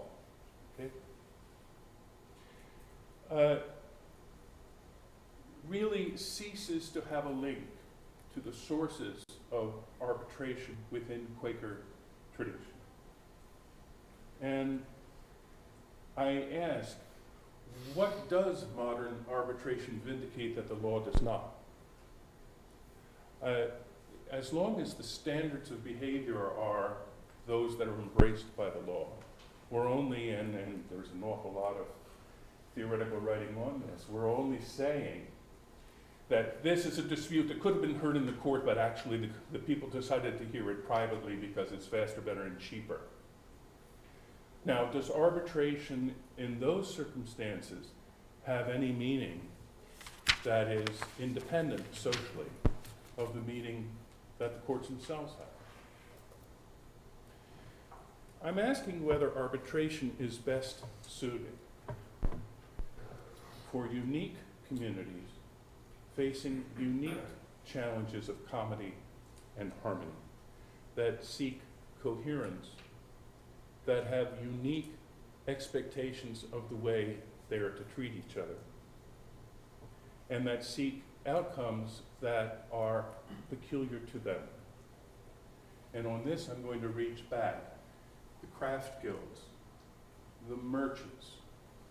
There isn't a law about how good a boot should be made, but there sure was an expectation among boot makers that if there's a customer who complains about the quality of your boot, that's going to be arbitrated. And if you don't shape up, if you don't behave the way a bootmaker ought to behave, then you're out. In Quaker arbitration, you didn't have to worry about enforcement of any of those awards. If you didn't respect the award, you're out. So it was a way of making sure that a sub-community remained coherent. You get into that even in the 20th century, the idea of arbitration including the law of the workplace rather than the law, or fraternal communities or religious communities. Arbitration has real utility in those contexts. And I'm asking, I guess, whether arbitration as an alternative to litigation erodes its actual social utility. It gets to a point, I suppose, of our own expectations that the New York Times reporter gets upset because people enter into agreements that are going to be determined by religious standards. Presumably, the reporter is upset because she understood that all agreements should be entered into by legal standards, and anybody who departs from legal standards and somehow making less effective or allowing people out by a loophole or something like that. So the large question that I'm beginning to sniff around and that I'd like to share with you this morning is exactly that. Arbitration whose standards mimic the law, I'm not sure have the same contribution to the way we treat each other as arbitration that purposely is not held to the standard of the law, but instead embraces social and personal expectations that are unique to the community that gave rise to the practice. That's it. Thank you very much.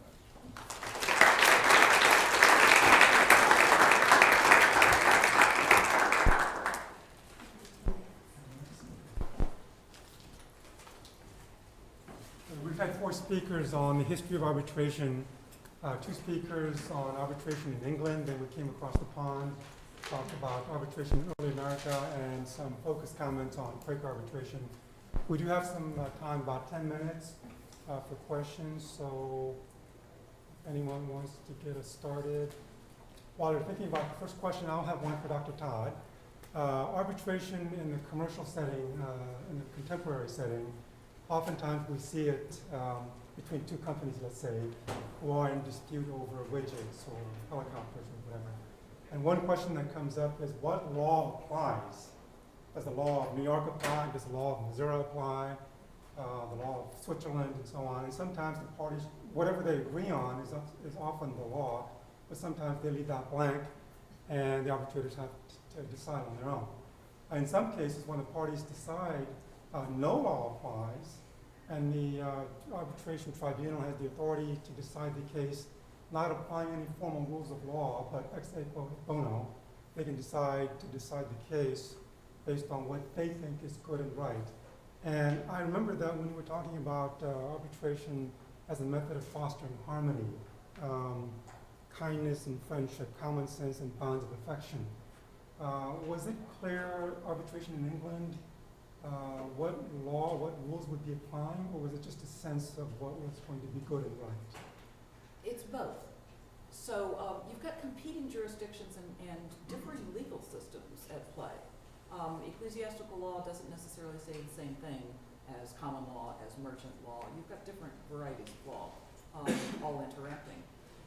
The easy way to solve the problem is to say, here's what's been done in the past, which is the common law tradition after all. In this situation, here's a different facet that we have to consider. Let's be practical about it. So I think it's a combination of ingredients. They play kind of fast and loose. Okay, playing fast and loose, that intrigues me because arbitration in the current context, especially because some arbitration disputes, decisions go to a court of law, the court has to look to see if the rules of arbitration were followed, or the laws of arbitration were followed. Rewinding 400 years may be a little bit more relaxed, okay? And that's Professor Aragaki. Okay, a question? Yeah, so I have a quick question for Margot, especially for Margot Francis.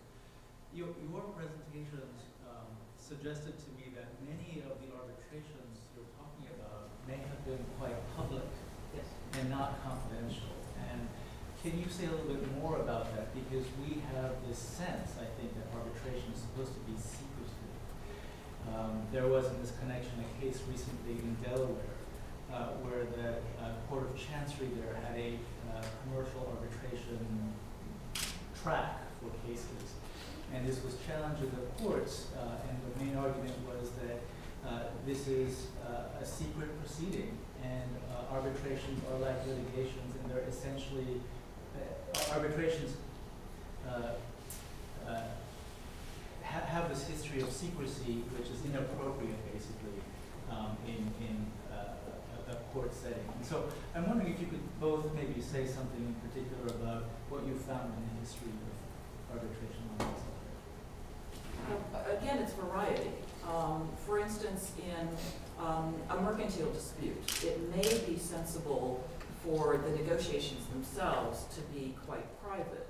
The award, however, tends to be public, because that, the whole point is that the quarrel has disrupted community harmony, and in order to ensure a restoration of that harmony, everybody needs to know what's going on. So you can do it at two different levels: private negotiation, then public announcement. Most cases, though, that I've looked at the local level, certainly, tend to be very public, pretty much from the beginning. Another exception, of course, would be negotiations between husbands and wives who are at odds. And there, you want a private discussion, but again, the resolution is generally made public. Yeah, I would emphasise the same thing. The award being made public and the kind of coming together and the reconciliation is part of what enforced the bond, particularly something like between a husband and wife. You don't necessarily want a bond drawn up that requires payment if they don't practice what they say they have. Really, you want a kind of community enforcement that involves honour and maybe some kind of religious enforcement as well, as we've had described with the Quakers. But yeah, once again, certainly negotiations you would want to be private. In things like crim-com cases, where adultery and things like that are involved, the idea is that arbitrations were applied to those. And so really you want the negotiation to be as secretive as possible to keep it out of the public eye. So yeah, I think it was just very flexible. It depended a lot on what the purpose of the arbitration was, as to whether you wanted to introduce secrecy into the proceedings or not. Can I make one additional comment? In case of marital violence, often those are reported by the community to whatever the court involved would be. They tend to be referred to arbitration. In those cases, though, if the wife was a husband beater, for instance, if she processed around the town, she would have, the skillet with which she had hit her husband in her hand as she processed. If he had caused part of the problem by going out drinking, he might process the town as well with an empty tankard in front of him, illustrating what everybody knew anyway, what the source of the problem was. But then when they reconciled by kissing or drinking or whatever, that would indicate their obligation to now keep peace. Professor Newman. And this might be a question for all the panelists, but perhaps particularly for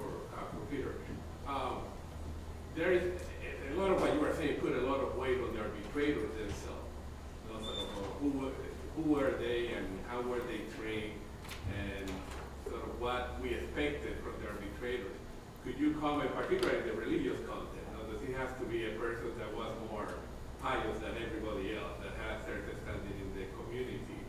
Can you comment on who were the arbitrators and what do we know about why they were chosen and used as arbitrator in the different contexts that you identified? The Quaker tradition might be a little bit distinctive in this because it's not a hierarchical community, and the body itself discerns who the appropriate, independent, impartial hearers should be. In the Jewish tradition, or in Episcopalian or Presbyterian churches, there are acknowledged people of either status or discernment, and frequently they will be placed on an arbitration panel by virtue of their status or class.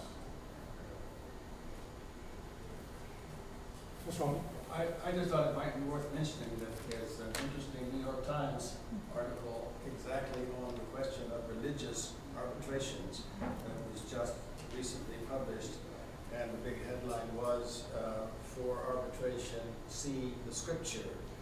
And the question that was discussed in the piece was, there are now an increasing number of traditions in which the arbitrators have to come from a specific religious community in order to respond to complaints that have arisen within that community. And the question to the Supreme Court, if it ever gets there, is going to be, can we accommodate this within our understanding of what we are willing to say is final and binding arbitration that we, the courts, should keep out of? And if the arbitrators have to be of specific religious qualifications, is that always acceptable from the legal standpoint? It's a very tough question. It also raises questions of anti-discrimination law, which was a subject of a panel session a couple weeks ago at Texas A&M. Yes? I can respond also to that. I think it'll segue a little with Professor Oldham's comment. For the early American cases, the arbitrators, they're usually described in one of several ways. Just a lay person or everyday person in the community, so there's a heavy emphasis, particularly in Massachusetts, on lay people deciding the cases as somebody who's not trained in law. At the same time, you also then get what I would call the expert arbitrator, and the expert arbitrator would be somebody who, in Massachusetts, for example, there's quite a few insurance arbitrations, usually dealing with shipwrecks, and they are looking to somebody who understands maritime trade or can do a proper evaluation of the lost ship or cargo. You have in merchant communities the idea of the merchant expert. In the Quaker communities, the expert would be the one who has the scriptural background and is part of the covenant community. So this idea that you have somebody who's particularly suited, although I would say maybe, especially from Peter's discussion, the Quaker idea of the covenant community and the arbitrators there looks a lot like in early America. Just in the general community, they talk about the upstanding person of the community. And so it's somebody who is deemed respectful and to be respected, which could go very much to a binding nature of the award.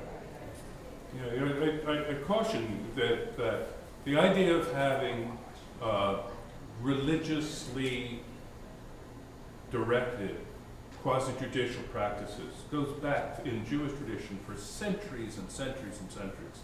In the Sharia tradition for centuries. It's hardly a new issue, and it's one that I think American jurisprudence is ill-equipped to handle if somehow you start at a postulate that doesn't fit the actual phenomenon itself. I am told by the most powerful person in the room that we are out of time. Thank you all for coming. Thank you for your expertise on the book of Genesis. And if you give a hand to our panelists here.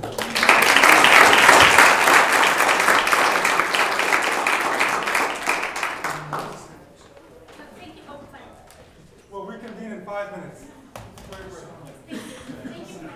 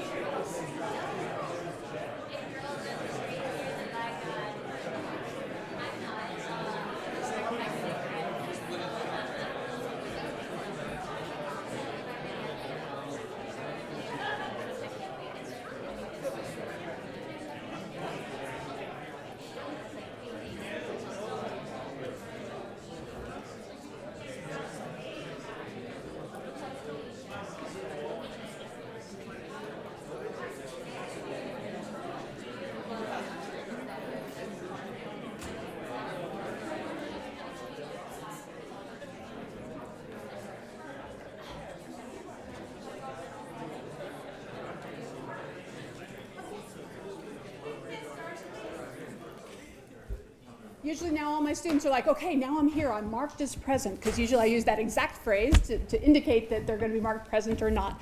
I'm Professor Stacy Strong, also known as the person who speaks possibly the fastest in this law faculty, with the possible exception of Professor Conklin. But what I have to say is not as important as what our fantastic panelists have to say, so I will in fact be brief, or at least very, very fast. I am here to tell you the fantastic backgrounds of our speakers. You will tell that they are brilliant by their wonderful presentations and by the papers that they will be publishing in the Journal of Dispute Resolution. But just in case you wanted to know, have a little tidbit and a highlight of where you're going with each of the particular speakers, we're going to start the session with Imre Salzai, who is the Judge John D. Wessel Distinguished Professor of Social Justice at Loyola University in New Orleans. He has a bachelor's degree from Yale and a JD from Columbia, where he was the Harlan Fiske Stone Scholar. He practiced for a number of years both in New York as an antitrust lawyer and in Miami, where he did complex commercial litigation. He is indeed a nationally known scholar. I am not exaggerating that. He's also internationally known, but I think his bio is too kind to mention that. Specializing in the Federal Arbitration Act, and in particular on the history of the Federal Arbitration Act. His scholarship has been cited not only in a number of leading journals, but has also been cited in briefs to the United States Supreme Court and other federal and state courts involving the FAA. The book is called Outsourcing Justice, The Rise of Modern America Laws in America. I can attest for sure that it is in our library, since I was one of the people who I think many of us told the library to order, and they're like, yeah, we got it, it's coming, it's on order. So it is there, so you can take a look at it. He's also presented written testimony to Congress regarding arbitration and has authored a number of amicus briefs. I see a number of people hovering. While I'm speaking, please feel free to fill in, and I will not take it amiss unless you wanted to hover and run out, and now you're the center of attention, so you're feeling very, very bad. Moving on to Hiro Agaki, who is an associate professor of law at Loyola Law School in Los Angeles. Hiro also has a fantastic background. He has a bachelor's in philosophy, also from Yale, and a JD with distinction from Stanford Law School, but close to my own heart, he has an MPhil in social and political theory from the University of Cambridge. So he and I will talk, I'm sure, about the CAM and rowing and swans and all sorts of things later.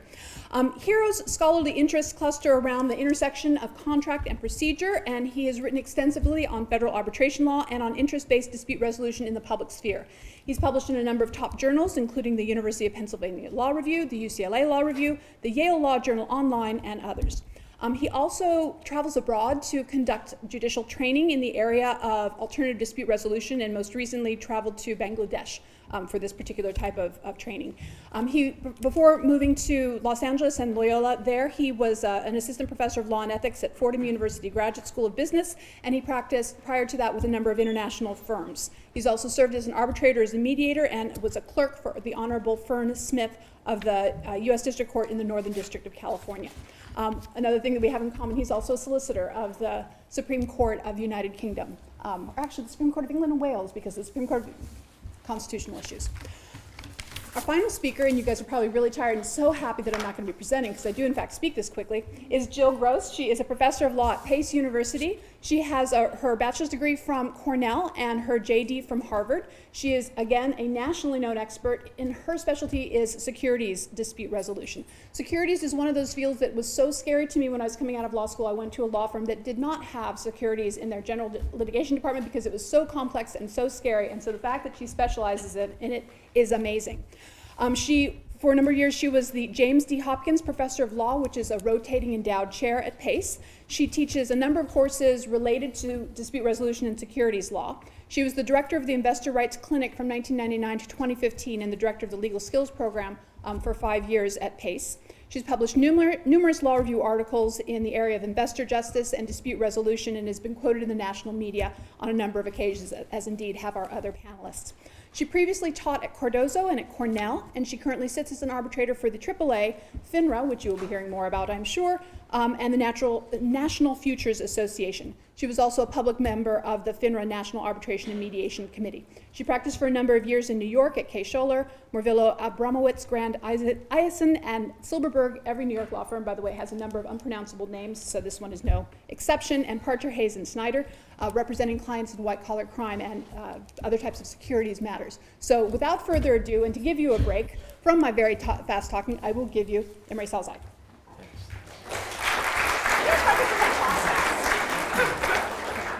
Thanks, Stacey, so much for that introduction, and thanks, Carly, for inviting me. It's really a treat to be here.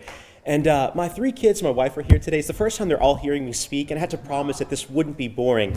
And so today I want to share what the history of the FAA means to me. And in a nutshell, the history really transformed completely, radically transformed how I viewed the statute. It showed me a different perspective of arbitration. When I was in private practice, I looked at the FAA on one level, on a very one-dimensional level. How can I use this to get quickly a case off my desk?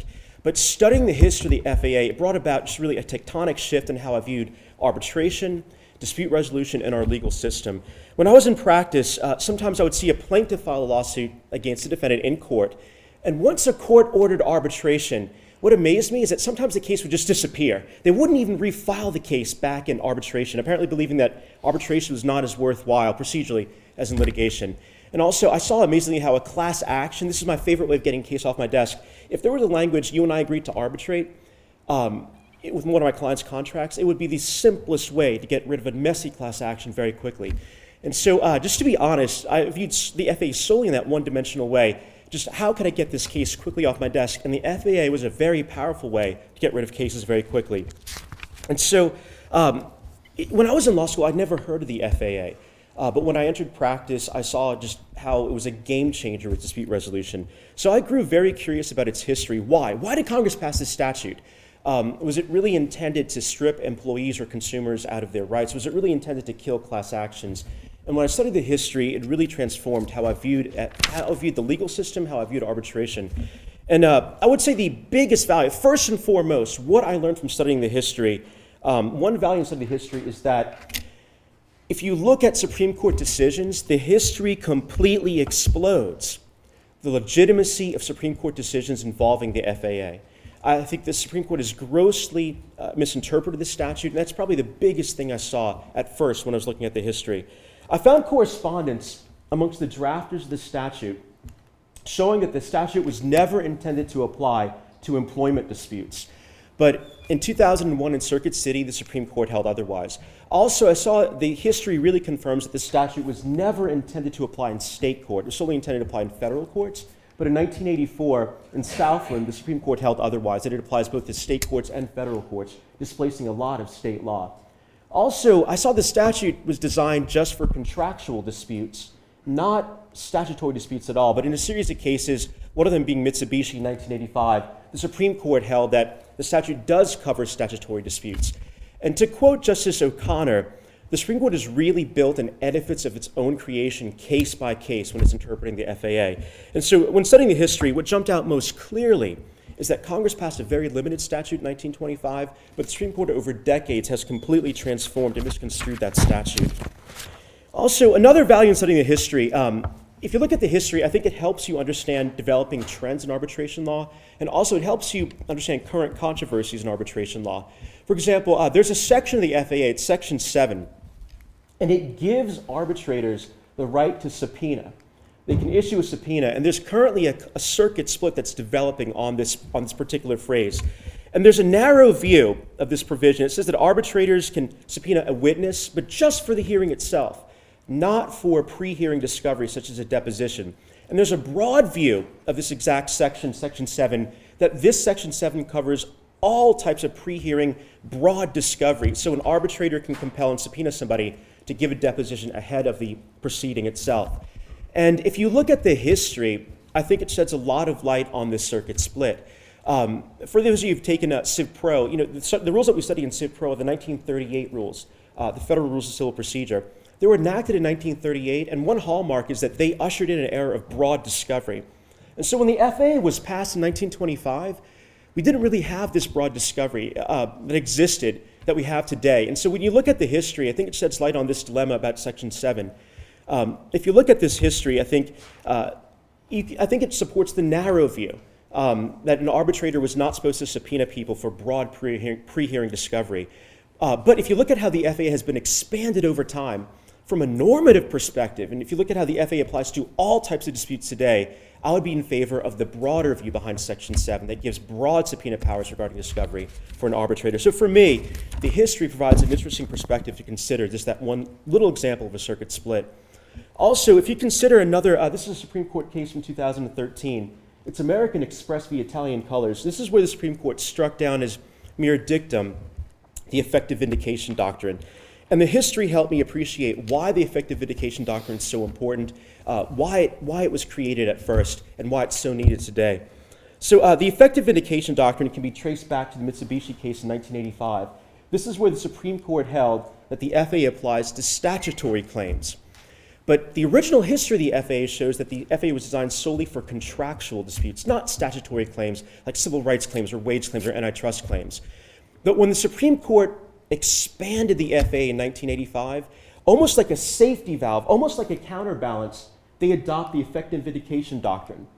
And so the effective vindication doctrine was linked to the expansion of the FAA. We would not send disputes, statutory disputes, into arbitration unless you could effectively vindicate your rights there. So I think it's a powerful doctrine, and this doctrine was explicitly linked to the expansion of the FAA. And for almost 30 years, courts used this doctrine to strike down unsighted, one-fair arbitration procedures. For example, I've seen courts strike down limits to discovery in connection with arbitration agreements in the employment context, where one little deposition would not really allow an employee to effectively vindicate their rights. And so for 30 years, this is a great doctrine to help police the fairness of arbitration clauses. But now in 2013, after this doctrine was killed off, we've got left standing the broad expanse. The broad expanse of the FAA, it still covers every type, virtually every type of non-criminal claim. But we're getting rid of this powerful doctrine to help police the fairness of arbitration clauses. And I view the demise of the effective vindication doctrine, I see that as a larger trend where the Supreme Court has cut back on judicial power to scrutinize the fairness of arbitration clauses. I see this with the Concepcion case, the AT&T case. I also see this with Renner-Sutter v. Jackson. And so for me, the history provides an interesting perspective to just understand current developments, to understand current controversy, to understand why certain doctrines developed in the law. So that's another value of the history. Another value. If you study Civ Pro today, it's mainly based on the federal rules of civil procedure. But before 1938, our federal judicial system was broken. At the time, this would have been a nightmare to study back then, but at the time, federal judges, there was no such thing as a uniform body of federal procedure law, at least on the law side. There were some equitable rules in 1911. But back then, the federal judges had the discretion to pick and choose what state court procedures to borrow. So there was tremendous uncertainty. And practicing in federal court back then was compared to practicing in a foreign country, and also was compared to Sanskrit. That's how confusing federal procedure was before 1938. And so to make matters worse, there was an overwhelmed dockets in the federal courts as well. This was an era of prohibition, and prohibition-related cases flooded the federal dockets. I saw a statistic that 2/3 of every federal court docket in the 1920s involved a prohibition-related case. So this is a nightmare. If you've got broken procedures that were unknowable, confusing, uncertain, because the judge can pick and choose whatever procedures they wanted to from state practice, and an overwhelmed, broken court system, business interests were heavily pushing for an easier way to resolve disputes. And so when Congress enacted the FAA in 1925, it was viewed back then as a safety valve for this broken pressure cooker of a federal system that was overwhelmed with confusing procedures. And business interests, they strongly desired a binding, effective way to resolve disputes because they weren't getting it in the courts. And so they shifted their disputes into arbitration. And for me, when I just viewed the FAA as solely a way to get rid of cases. But when I saw this dynamic, this history stressed for me a very interesting dynamic or relationship between the courts and our arbitration system supported by the FAA. And so there's an interesting dynamic that if one system is failing, disputes can move into the other system, this safety valve. And vice versa, if arbitration is failing, parties can bring their disputes to court. And so you see this same dynamic between litigation and arbitration today. In recent years, in both New York and it was mentioned earlier today in Delaware, the court systems in these two states, these are leading commercial centers, they developed streamlined procedures for their courts that are patterned after arbitration. Why? Because they face the competition from arbitration. Something the history stressed to me is that a robust system of arbitration was very positive for the courts. For example, in New York last summer, for large commercial complex cases, they developed new complex commercial case rules where disputes would have to be resolved within 9 months. They had very streamlined discovery procedures, and all these ideas came from arbitration. And so also earlier this year in England and Wales, an advisor group recommended that their judicial system adopt online dispute resolution. And these ideas for online dispute resolution, they were inspired by private online dispute resolution with websites like Modria. And so what you can see, I think, through the history and still going on today, is that a robust system of arbitration is promoting change, innovation in the court system. And so I think that's healthy. I think that's a healthy relationship.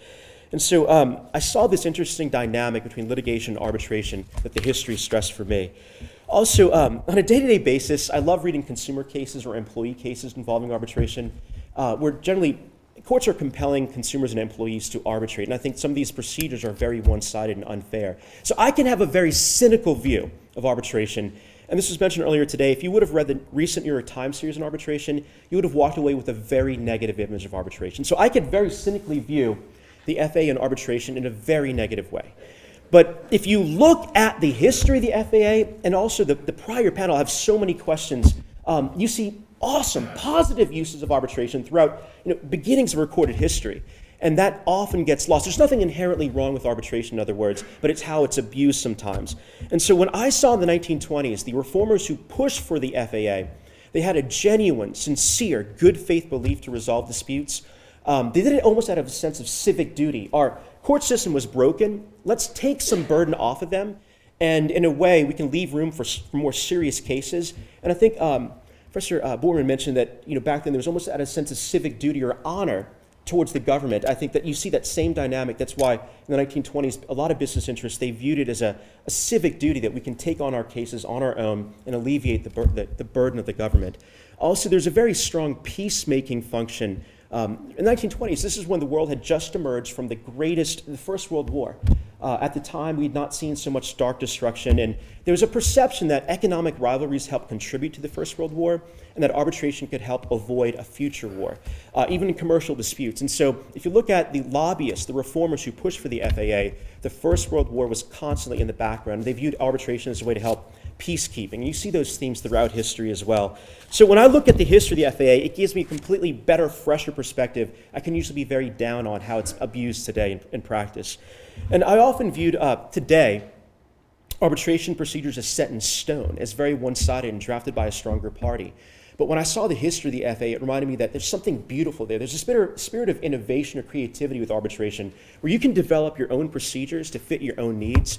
And so when I saw the history, it reminded me of this very positive view of arbitration that you don't really see today. And this innovation that can occur with arbitration, it could spur innovation in courts. And you saw this recently with New York. And Delaware had a small hiccup. They tried to keep they had a First Amendment problem, but they went back to the drawing board. In Delaware, they recently enacted the Rapid Arbitration Act. But all this was spurred by developments with arbitration. And something else that the history showed me, it reveals a very interesting relationship between the government and its people. Under the original view of the FAA was designed for contractual commercial disputes. It was almost like the government, they took a small chunk of disputes and said to the public, here, you're able to handle them on your own. It was some trust there that was involved. The government said, whatever you decide, we'll give it our blessing and enter it as a court judgment. And so I saw a very healthy respect between the government and its people when the Arbitration Act was passed. And also, it was a mutual respect as well. Parties would often take on arbitration as a sense of civic duty to serve the government. And so back then, there was a healthy relationship embodied with the FAA. I'm used to looking at the FAA as how would it impact my client's dispute with another party's dispute. But if you look at the history of the FAA, I think it embodies a broader relationship between government and its people. And originally, it was a very healthy relationship. It showed government respect for party autonomy. Today, unfortunately, with how arbitration can be abused, I see a different relationship where now, especially for consumers or employees, it's a different message being given. Like, you're shut out of the court system. We're not going to listen to you. And especially after the Rent-a-Center decision in 2010, this is where the Supreme Court approved of delegation clauses in arbitration agreements, where I see almost every week a one-sided arbitration clause with very harsh procedures. 10 years ago, a court could have stricken them down as one-sided, as unconscionable. But today, because of Concepcion, a court could say that unconscionability argument is having a negative impact on arbitration, so it's preempted by the FAA. And also, 10 years ago, if you had a one-sided arbitration clause, you could have relied on the effective vindication doctrine, but that's now dead.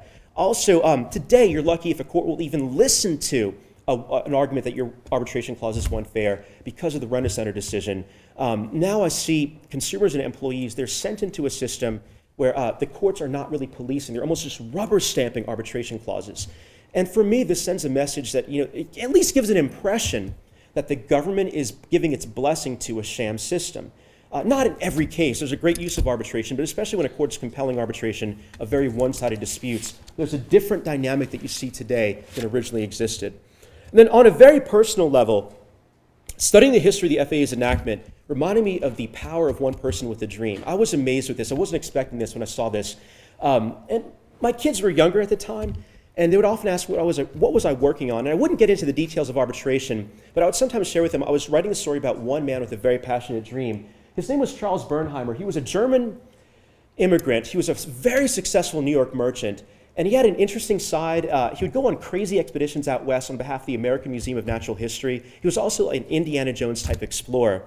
And one day he was betrayed by a Chicago merchant, and he was located in New York, and he couldn't go to Chicago. He thought he wouldn't get a fair shake with the legal system there. He couldn't really haul in this Chicago merchant into the New York courts. And so he relied on his German background. He was from Germany, and he discovered that Germany had the world's first modern arbitration statute, and he tried to bring it to America. And he spent the next several decades of his life pushing for the FAA and state arbitration statutes. And he kept this German inspiration a secret because of the First World War and the hatred of all things German. And he wasn't the only person involved in pushing for the FAA, but he was by far the driving force. And so when he passed away, he was affectionately known as the father of commercial arbitration. And what I saw is that he was so passionate. He was so passionate, and his passion jumped out of the dry records I was reading through. After I published my book, one of his relatives contacted me. And they found a letter of his that was written from Cardozo, Benjamin Cardozo, who was the chief judge of New York at the time, later became a Supreme Court justice. And Benjamin Cardozo sent him a letter saying, "Thanks for your recent pictures from out west. I had no hint of your other life as an explorer." And at the very end, he says, this is Benjamin Cardozo, he says, "I'd love to have dinner again, but you must promise never, ever to speak about arbitration again." And it hit me. It made me laugh because Bernheimer was notorious for talking to anyone and everyone about arbitration. And I'm sure he pestered Cardozo about arbitration all the time. And this was a personal reminder to me, I'm nuts about arbitration, but not everyone will think of arbitration in the same way. And also, I think the letter was a testament to his passion. I have other letters where he would meet someone on the street and talk to them about arbitration and send them a follow-up letter with further materials. And so I'm involved with reform efforts today, trying to improve arbitration laws. And sometimes I can get very cynical, like, will change ever happen? And when I think back to what Bernheimer did, almost single-handedly, he got the FAA enacted. It reminds me, to have some hope, that is to get rid of my cynicism. And that's what I shared with my kids, that one person can, with a dream, can change the law. So for me, the FAA is much more than simply resolving disputes between two parties. It shares so much, I think it shows so much about our legal system, about arbitration, how arbitration fits within our legal system. So I really got a lot from studying this history. Thanks.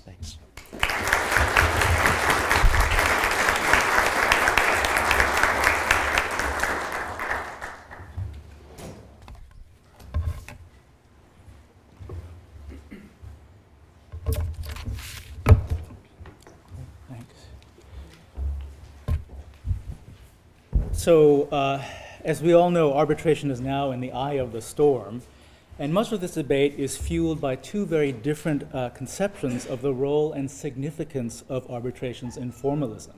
And so the title of my talk is Why Informalism? Lessons from the History of the FAA, the Federal Arbitration Act.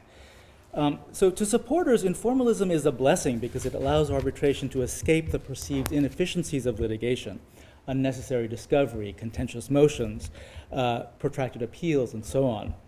Parties may sacrifice certain procedural rigors and may wind up with a decision that's not entirely correct on the law, but they'll likely do so faster and cheaper and maybe more amicably. To supporters, therefore, informalism is good on essentially utilitarian grounds, in the sense that its benefits outweigh its costs. By contrast, critics view informalism as a curse. Informalism evokes all of their worst fears of the star chamber, kangaroo courts, unbridled discretion.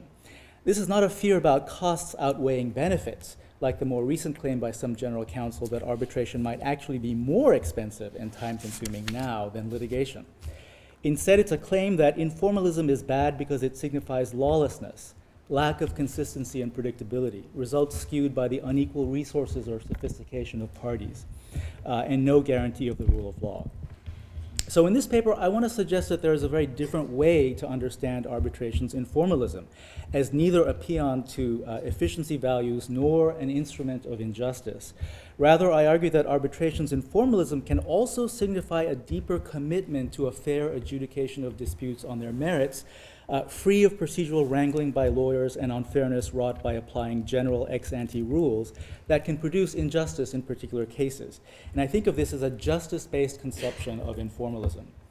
In modern-day discourses about arbitration, we have largely lost sight of this conception, but it was alive and well in debates during the early 20th century when the FAA was enacted. The problem at the time was one of excessive formalism. Courts were seen as incapable of delivering justice because judges felt bound to follow technical rules of procedure, even when they produced absurd or unfair results. So, Thomas Shelton recounted that if a judge sought to prevent a clear miscarriage of justice occurring in his sight by departing in the least from the rigid statutory regimen, inevitably one party would appeal and the judgment would be reversed on technical grounds.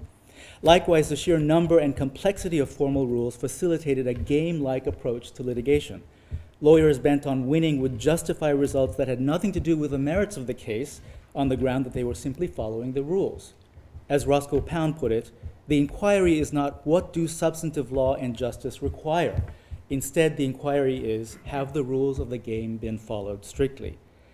Pound and others believed that the solution was to simplify the number of ex-ante rules and to give judges more ex-post discretion, like the chancellor in equity cases, to manage the proceedings to achieve substantial justice, not fidelity to rules. Their underlying philosophy of procedural reform, a philosophy that influenced, by the way, the passage of the Rules Enabling Act and that animates the federal rules regime of our current litigation system, was that less is actually more. Fewer formal rules meant more substantial justice. As Charles Clark, the architect of the federal rules, explained, it is manifest that the goal we seek is to simplify practice, which will strip procedure of unnecessary forms, technicalities, and distinctions, and permit the advance of causes to the decision on their merits with a minimum of procedural encumbrances. Against this background, arbitration at the time, its informalism, was ironically precisely what made it seem like a more just alternative to judicial procedure circa 1925. Thus, judges and lawyers often observe that as compared with litigation, arbitration, quote, does away with the technicalities of pleading, trifling exceptions relating to procedure, and rules of evidence, and gets down to the marrow of the controversy in a simple, speedy, and direct manner. The U.S. Chamber of Commerce explained that arbitration affords a means of decision upon the merits with very little chance of the result to turn upon subtechnicality. And the American Judicature Society argued that arbitration affords real justice as against the mere theoretical justice promised by the court. Judicial reformers like Clark actually looked to arbitration and other informal tribunals like workmen's compensation boards as a model for reform. So to these and other commentators writing almost a century ago, arbitration's informalism did not automatically signify what Paul Carrington calls self-deregulation. As a representative from the New York State Public Service Commission explained, businessmen go to arbitration to avoid legal procedure, not to avoid the law itself. This sentiment is reflected in a little-known survey of business leaders conducted by the New York City Bar Association sometime in 1927 or 28. One question asked how desirable it was that arbitrators were not bound by rules of law. Of 65 respondents, 42 said this was positively desirable. Only one said it was undesirable, and the rest were indifferent. What's interesting is those who thought it was desirable didn't defend informalism on efficiency grounds. Instead, they claimed it helped arbitration reach better decisions on the merits. Here are some examples of their comments. It would seem that this liberal provision regarding rules of law is a desirable feature. Often court decisions are upset not on the merit of the controversy itself, but on failure to conform to technical provisions of law which do not bear directly upon the merits of the case. The informality of hearings in arbitration permits that sense of freedom to the contestants and witnesses that brings forth the true portrayal of the facts and circumstances. It's impossible to secure this atmosphere before those of the legal profession, and where more often than not, witnesses or parties to the arbitration are confined to a yes or no answer.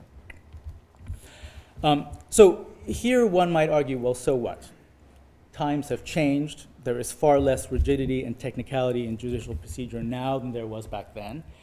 And today, arbitration looks woefully inadequate compared to the rule-bound system of the courts. And one glaring example, I think, is the lack of substantive merits review in arbitration, a theme that pervades the recent New York Times trilogy and that figures front and center in the assault against arbitration. How can a system without appellate review possibly be understood as committed to just results? So one way to begin thinking about this, again, I think, is to look at history, and particularly the early 20th century period, that gave rise to both the FAA and the federal rules. So in most states at the time, litigants had two rights of appeal, to the Intermediate Court of Appeal and then to the Supreme Court. Appeals could also be taken over a wide range of non-final orders. Once an error in the lower court was identified, the appellate court often had no choice but to remand for a new trial, in part because there was yet no mature harmless error doctrine. That would have given appellate courts too much discretion. As a result, the right of appeal didn't just make things longer and more expensive. It positively interfered with getting straightforward justice in individual cases. Pound was fond of recounting the case of Peterson versus Mannix from 1902, a dispute over 28 cents that was tried and appealed 3 times before it was finally heard in the Nebraska Supreme Court. John Alger reported many similar examples, such as a simple personal injury case that was retried before a jury 7 times, appealed 10 times, and litigated for over 20 years. A constant refrain was that appellate courts would, quote, scan these small points of procedure with a microscope, and in about 40% of the cases find a flaw somewhere. And once more, the parties, after a delay ranging from 6 months to 2 years, might fight the whole battle over again, though every judge on the appellate bench might admit that the winning party ought to have won and should win again. This allowed lawyers to use appellate review for strategic ends. As the New York Court of Appeals observed in 1904, it frequently happens that cases appear and reappear in this court after 3 or 4 trials, where the plaintiff on every trial has changed his testimony in order to meet the varying fortunes of the case on appeal. Restricting the scope and nature of appeal was therefore a central mission of the Federal Rules Project. For example, reformers such as Pound and Edson Sunderland argued that there should be only 1 right of appeal, not 2. Of course, this proposal met with heavy resistance by formalists who believed that 1 less tier of appellate review meant unfairness, especially for the poor.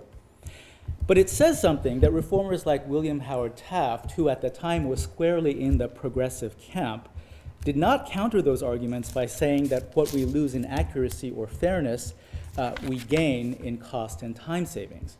Instead, he argued that 1 right of appeal was actually more just than 2. Here is Taft. In truth, there is nothing which is so detrimental to the interests of the poor man as the right which, if given to him, must also be given to the other and wealthier party. It means generally 2, 3, 4, sometimes 6 years of litigation. Could any greater opportunity be put in the hands of wealthy persons or corporations to fight off just claims and defeat the legal rights of poor litigants than to delay them in securing their just due for several years? I think not. The fact is that procedure which limits the right of appeal works in the end for the benefit of the poor litigant and puts him more on an equality with a wealthy opponent. The trouble, of course, is that arbitration doesn't even have 1 right of substantive merits review. It has none at all. So here it may be asked how one can possibly make the argument that no right of appeal is consistent with a commitment to justice. And to this I have 2 responses.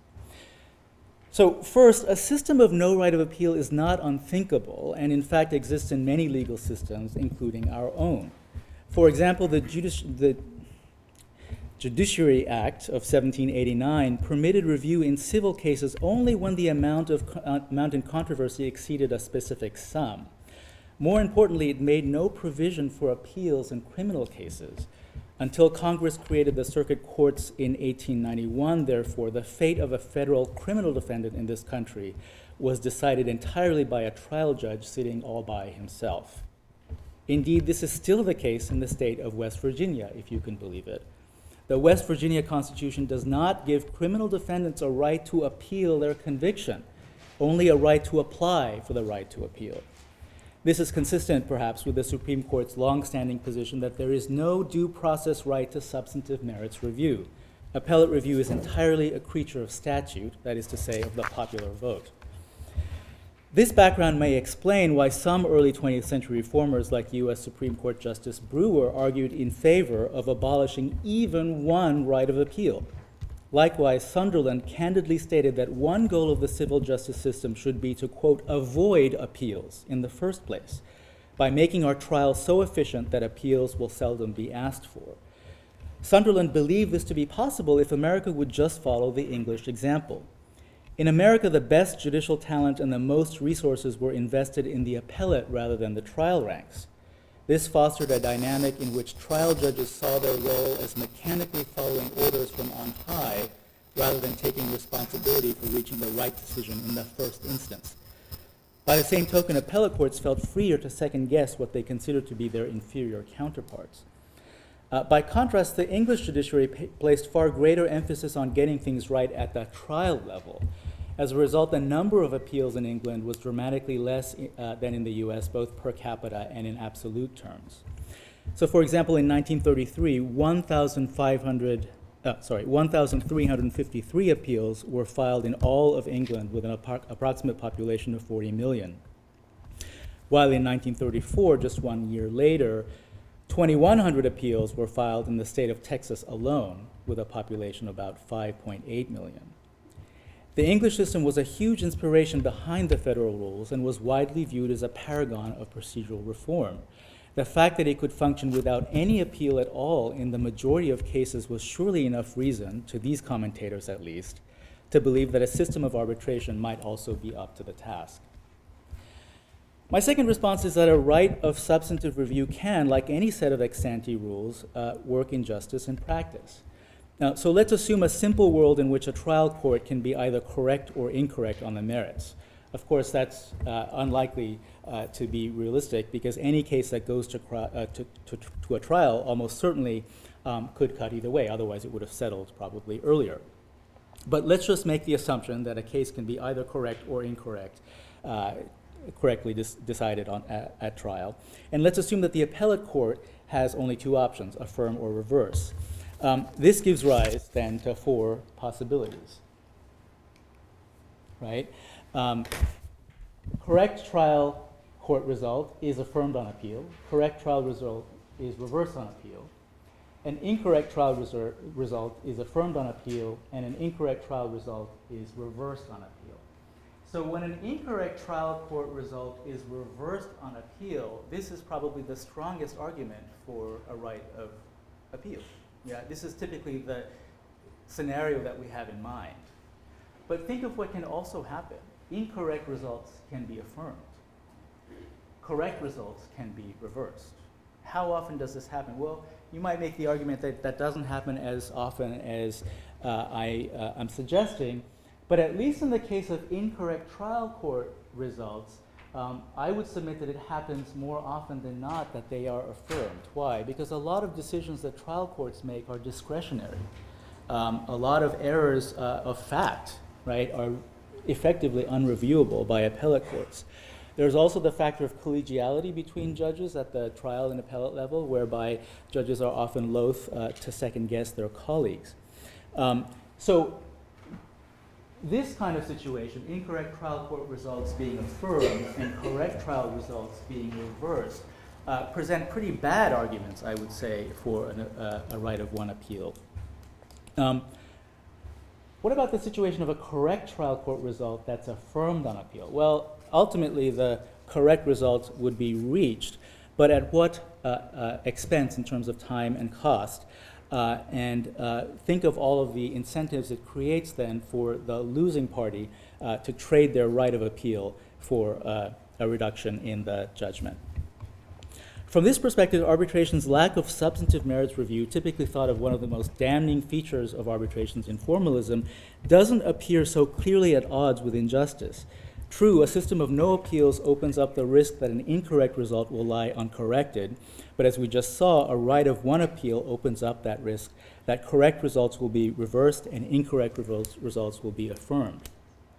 The problem, I think, with arbitration supporters, and this is really the point that I want to make here, is that we don't even seem to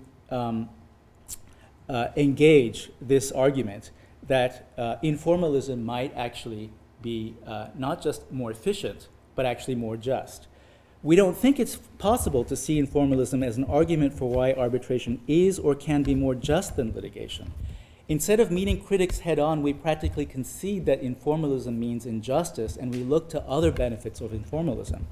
So one example here is Hall Street versus Mattel, where the US Supreme Court defended its conclusions that parties could not contract for substantive merits review under the FAA, not because an added tier of review opens up more avenues for strategic or opportunistic action by lawyers or greater risk of error, but rather because it would make arbitration more expensive, inefficient, and complex.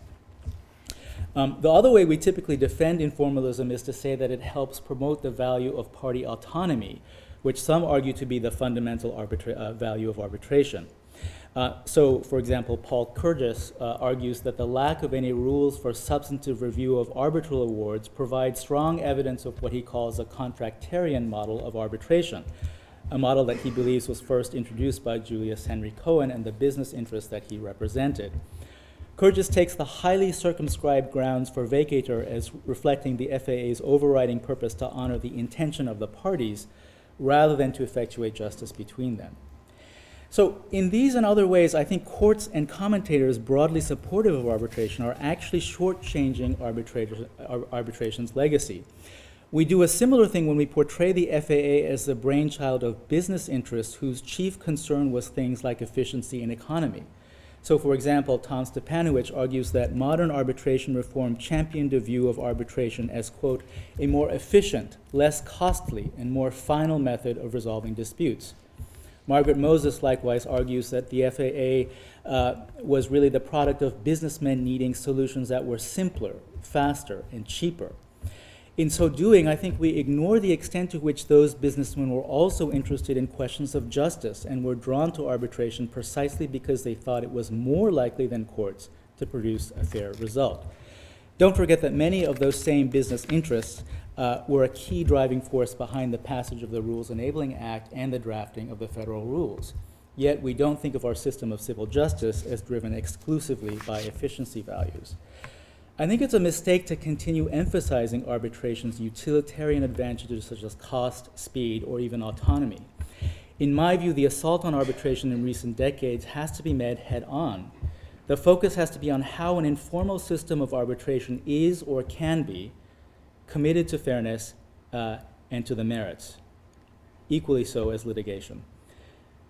We have to start shining light on the pros and cons of ex-ante rules versus ex-post discretion with regard to things like merits review, discovery, punitive damages, contingency fees, class certification, and so on. This is especially so, I think, as the court continues to insist that arbitration is just an alternative litigation forum capable of handling claims involving consumers and employees and federal statutory claims that have a public character. So as arbitration becomes more of a kind of surrogate for court, it really has to start answering for things about justice and not simply resting its laurels on things like efficiency. Thank you.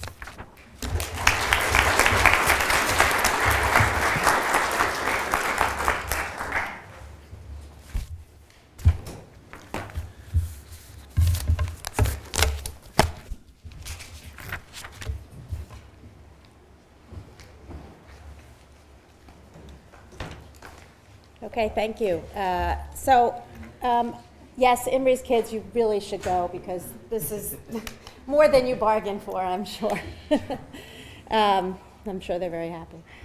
I'm going to continue some of the themes, many of the themes we've heard from all of the speakers all morning, which is really that arbitration today is a bit of a revisionist history, and I think that's going to lead to the the keynote that Professor Oldham is going to be presenting. And so my focus is on securities arbitration, as Stacy so very quickly said. I'm from New York, and I don't think I've ever heard anyone talk as fast as her. It's amazing. Okay, so why is this not moving? I think it's the bottom. The bottom. I'm going the wrong way. Okay, so securities arbitration. Since the very beginnings of securities trading in the United States, the brokerage industry has used arbitration to resolve disputes among industry participants. Today, most disputes between investors and their brokers must be arbitrated through the forum FINRA dispute resolution. These arbitrations are required for two main reasons. One is a forum rule that essentially gives the customer an unilateral right to demand arbitration of any dispute arising out of their accounts.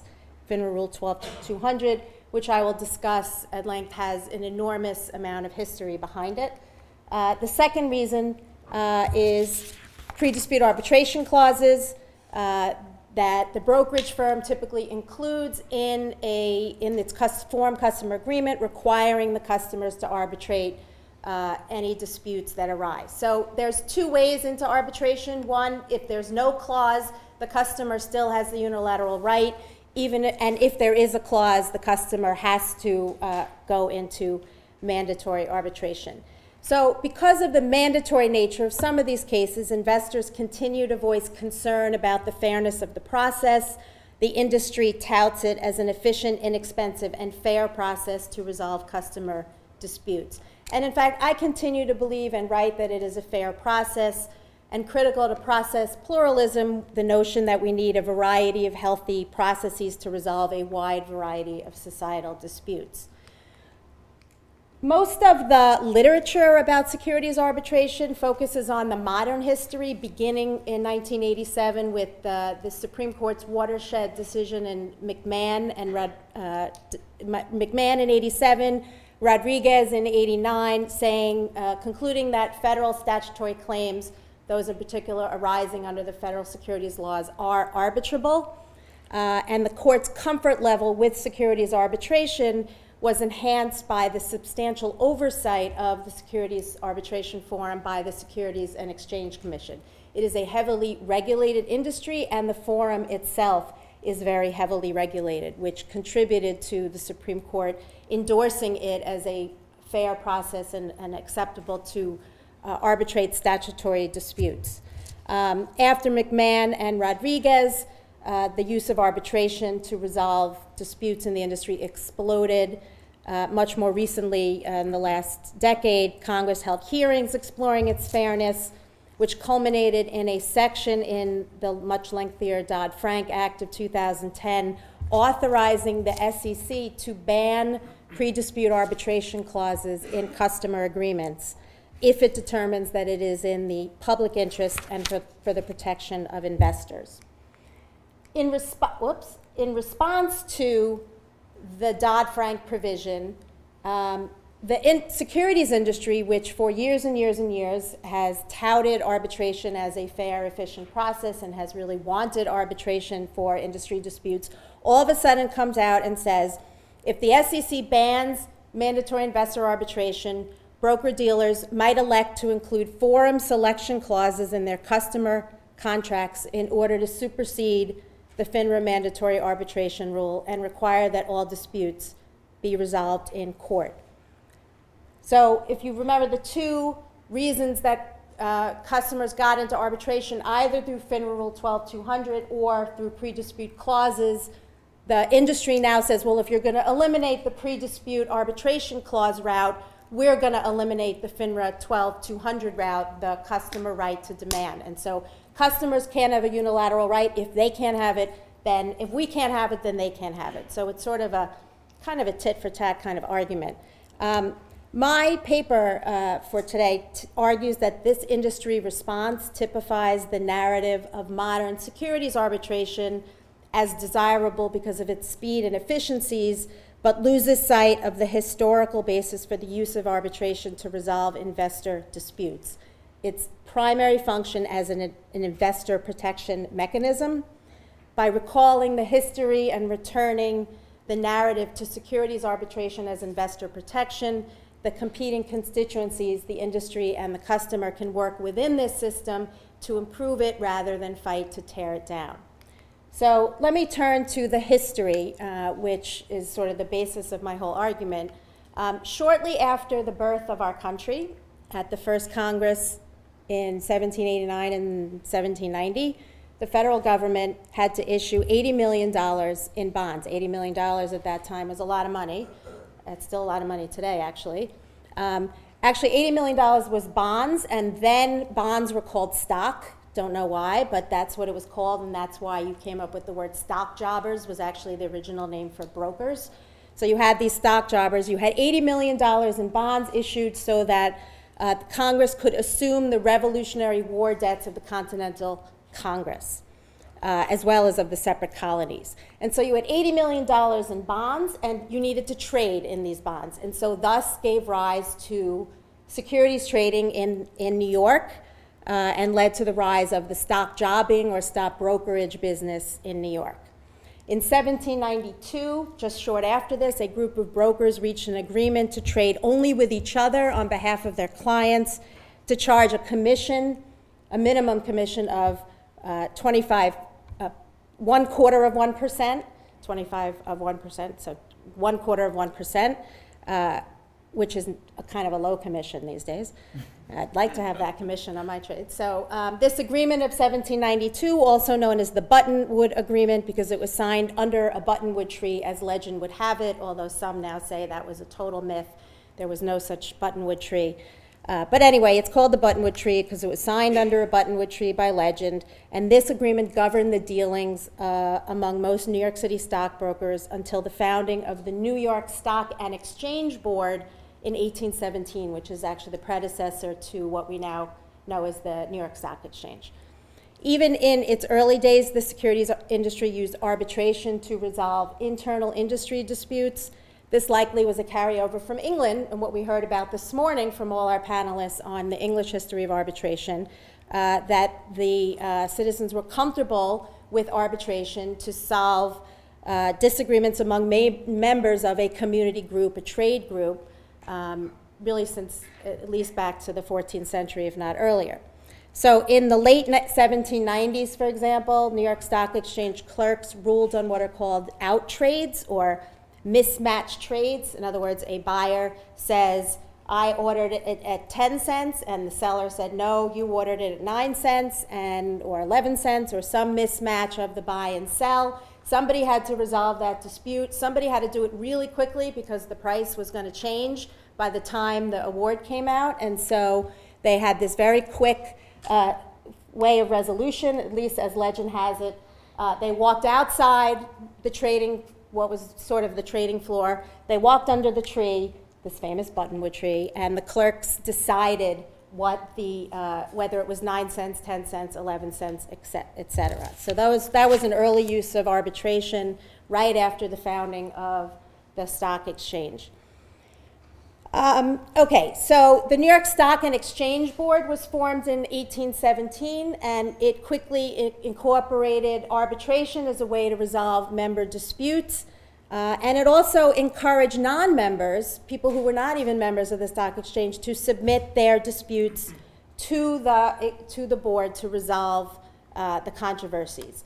The Constitution did not explicitly address non-member disputes, but the archives at the stock exchange, which are now completely inaccessible because the stock exchange was sold to Euronext, some massive conglomerate. They shut down the archives because it was too expensive to maintain, and they shipped them to a warehouse in New Jersey. And I am still trying to find that warehouse to get back to those archives. But thank goodness Professor Stuart Banner of UCLA went through those archives about 15 years ago, and I'm relying very much on his reading of some of the arbitration committee minutes. But that's aside. I digress. So the Constitution didn't explicitly address non-member disputes, but the archives contain numerous examples of non-member disputes. In other words, traders, investors who were not members of the exchange, but they had a dispute with a member of the exchange, and the exchange gladly accepted that dispute for resolution. In 1869, after the consolidation of what was called the Open Board of Brokers, a competitor to the stock exchange, it eventually consolidated with the New York Stock and Exchange Board, and that formed what we now know as the New York Stock Exchange. The 1869 Constitution explicitly provided for arbitration of both member and non-member disputes whenever requested by a non-member. And so that was the predecessor, the historical basis of the FINRA rule that I had up on one of the early slides. Though used infrequently to resolve investor disputes, the New York Stock Exchange Arbitration Forum and its guarantee of access to investors served a critical investor protection function. Why? Why was there such a critical investor protection function? Essentially, it's because brokers did things that were illegal, and yet they still wanted to get paid for them. And so in order to enforce what they did illegally, they had to have the arbitrators enforce it rather than the courts. So time bargains. Time bargains is what used to be called, is really now what we know of as options trading. In New York, from 1792 to 1858, a statute voided all contracts for the sale of stock in which the seller did not own the stock on the contract date. For those of you who know what options trading are, I don't know if any of you do. I barely did a while ago, but now I do. Options trading was used to be called time bargains. In other words, you promise to buy a stock at some future date, at some future price. You're betting on the direction of a particular stock. Those were unenforceable trades in New York until, as I said, 1858. But they were about 30% of the business of stockbrokers in the early 1800s. And they made a lot of commissions off of those. And there were plenty of investors who fully, willingly entered into these trades because they also wanted to bet. Lots of people love to speculate. Today, we find all different kinds of ways to speculate. And this was one product that they were selling. Investors wanted to enter into time bargains. They knew that if some problem arose with the bargain, courts would not enforce it. They would be out of luck. And so they knew they had to go to arbitration, and stock exchange arbitrators would enforce those time bargains. Why? Because they wanted to, A, keep the monopoly that the stock exchange brokers had on selling time bargains. They wanted customers to have faith that their bargains would be enforced by some alternative legal system. And they wanted the reputation of the stock exchange to be one of high integrity and high professionalism because they wanted to maintain their monopoly on trading because they made a lot of money. And there really was no major competitor to the stock exchange until much more recently, and time bargains are now perfectly legal in this country.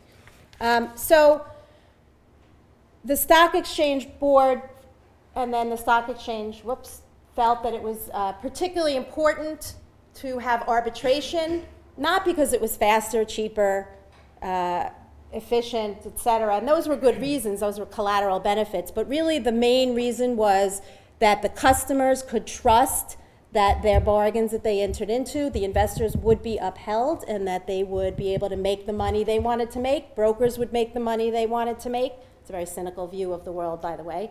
But that's the way it was. And it was widely understood, in fact, that arbitrators treated members much more harshly in their judgments than non-members to protect the investor, to make sure that the system worked. It's very unregulated at this time, and that they would be able to force a member to comply with their award and, in other words, protect the investor.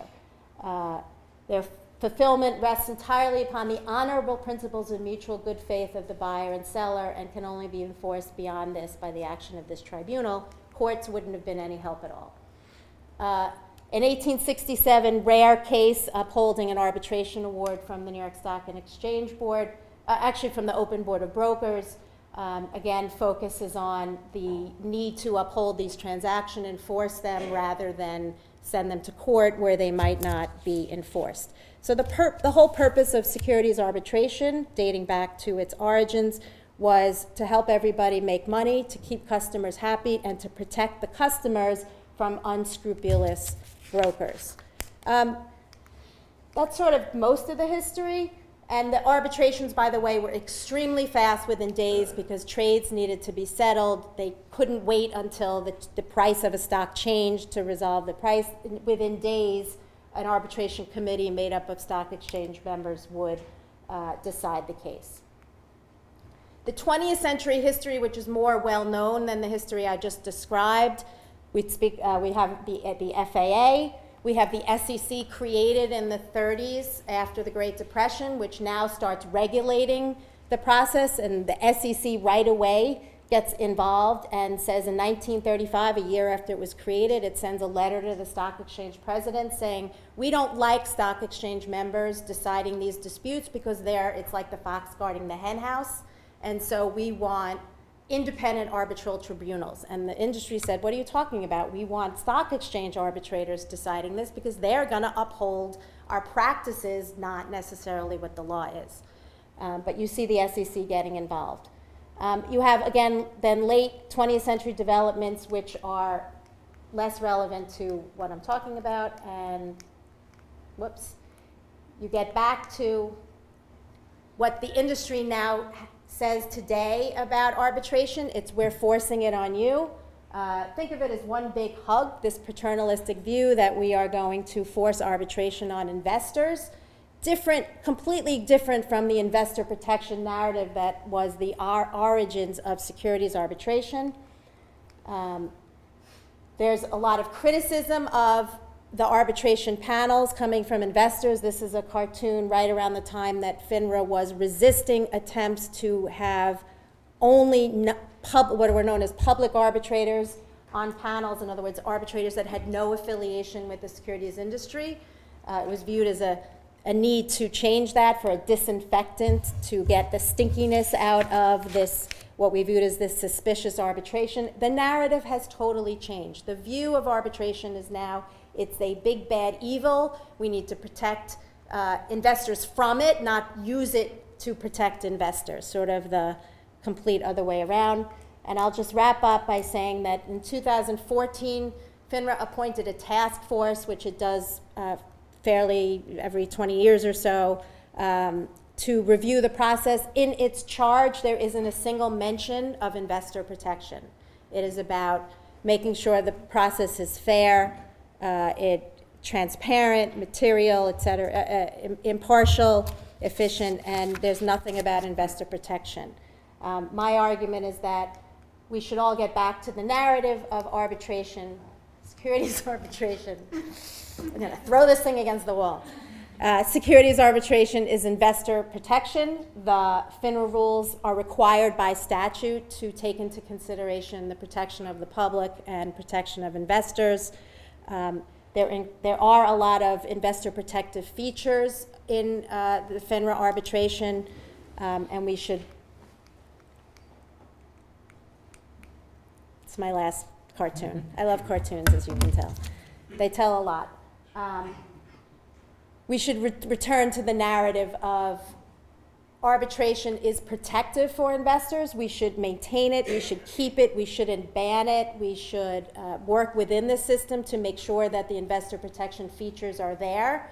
But we shouldn't have this view that it is no longer there to protect investors, that it's a bad thing for investors. And again, if you go back to the history, it really supports exactly why we have securities arbitration, and hopefully we will continue to do so for many years to come. Otherwise, I'll be out of work. Thank you.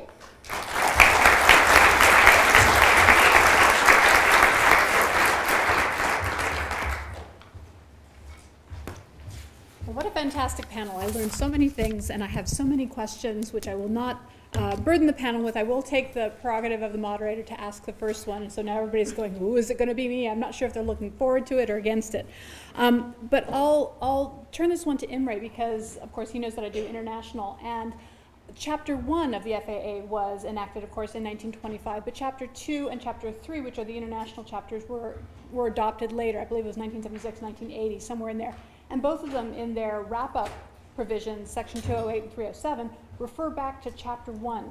What would you say to the argument that by so doing, as a matter of statutory interpretation, it incorporated by reference Chapter 1 kind of reinvigorated it and thereby incorporated much of the case law, which you're finding concerning, up until 1976 or 1980, which would at least have a start towards the path of O'Connor's view of the expanding case law approach. So it is possible, I think, for a new Congress, if they want to incorporate older terms, but what you're saying is that I'm not that familiar with foreign arbitration with the with chapters 2 and 3, but is it incorporating the original view of the FAA or a more modern view? I'm not sure if that's. I don't know. I would prefer that from a conservative standpoint. If there's going to be an incorporation and adoption of a statute, it should be as originally intended. And so, but I know that international developments definitely shaped Mitsubishi. They definitely, I think it's gone the reverse, that international arbitration has influenced how we look at the FAA originally. And I'm uncomfortable with that. And you know what, you've just given a great example. I always tell my students, if you're answering a question and you don't know the answer and you're uncomfortable, don't answer it. So I didn't want to cut you off, but I wanted to applaud you for saying that. Did you want to say something? Okay, sorry, you were, I thought you were looking at me. So hopefully that's given you guys enough time to think about what your question is. So I'll pull my glasses on so I can actually see you now. I promise not to talk so fast. Yes, Professor Jerry. This is a question for anyone. Around the time the FAA was being enacted, contract law scholars were debating about the impact of the rise of standardized forms in consumer contracts. And they were talking about whether that area, which had profound problems for consumers, they got it, ought to be divided off of contract law. In other words, split contract law into two parts and have a different law for standardized forms that would be something else. Is there any indication in the early history whether those who were getting ready to do the FAA were aware of that debate and was it influencing it in any way? What can we learn, if they were, what can we learn from that? Yeah, the reformers, people who really pushed for the statute, they mainly came from the New York Chamber of Commerce, which definitely handled consumer disputes. And so the FAA could cover consumer disputes, but when there was meaningful consent. In 1923 and a 1924 hearing, this was a subcommittee hearing of the Judiciary Committee, they were deciding and debating the proposed bill that became the FAA. And one of the senators, a plaintiff's attorney by background, he said, we've got some standard forms in the insurance industry and with the railroad industry, and those are not meaningful contracts, there's no meaningful consent there. You can't apply this statute in that context. In other words, the FAA is not intended to apply with standardized contracts. And the drafters of the FAA agreed, and I think that was the understanding of the committee at the time. And so, so there's nothing wrong with consumer arbitration. It was being done by the people who pushed for the FAA, but they did it with meaningful consent. So they were definitely aware of that problem. It's brought up in the 1923, 1924 hearings. Well, follow up. That's interesting because even Williston, who I would describe as a formalist, at that time was saying that he used the example of the insurance consumer as a shorn lamb being driven to slaughter. And so he was worried about that kind of thing too. So. Excellent. Here, Jill, anything? Okay, I saw another hand. Oh, I see Professor Compton in the front. I can wait. Nope, you win. I noticed a theme through the talks about the idea that the FAA is being interpreted now differently from what it was intended, or the arbitration is being utilized now differently from it had been in the past. And each of you seem to think that there was something that had gotten lost as a result. So I wonder if you have any sort of concrete or practical recommendations for reform.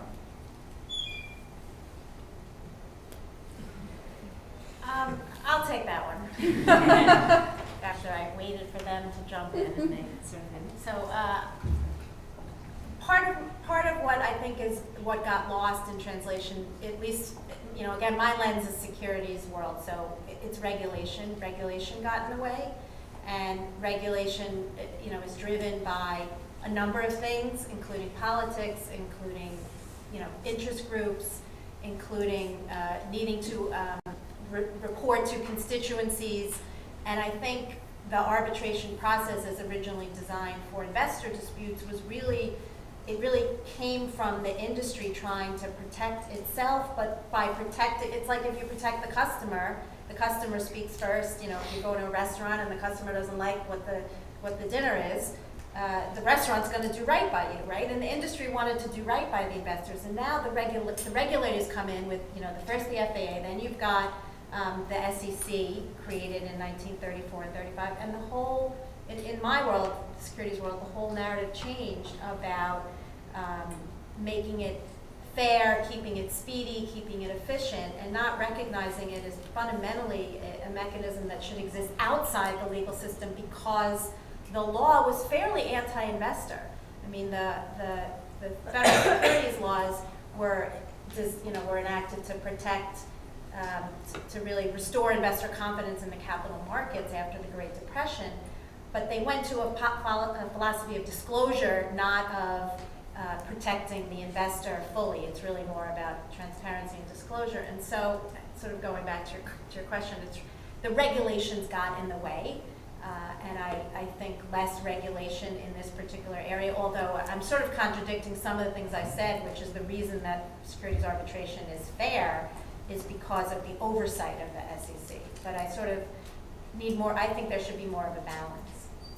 Yeah, I hate getting that question because, often I think our goal is really to generate new ideas and not necessarily have concrete proposals. But I'm glad you raised it because I think this is an issue that I've been thinking about.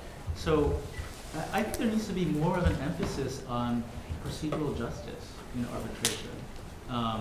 So much of the rhetoric about arbitration from the supporter side, so from the courts and for those who are pro-arbitration, has been that it's great because it fosters autonomy and people can do whatever gives them the most enjoyment out of a disputing process, right?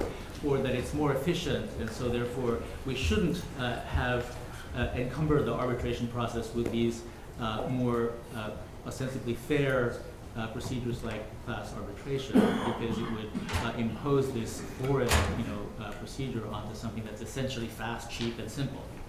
And I think that the debate really has to change from emphasizing things like autonomy and freedom and efficiency, and we really have to be able to start engaging why and whether arbitration can produce the same good results that we expect in litigation.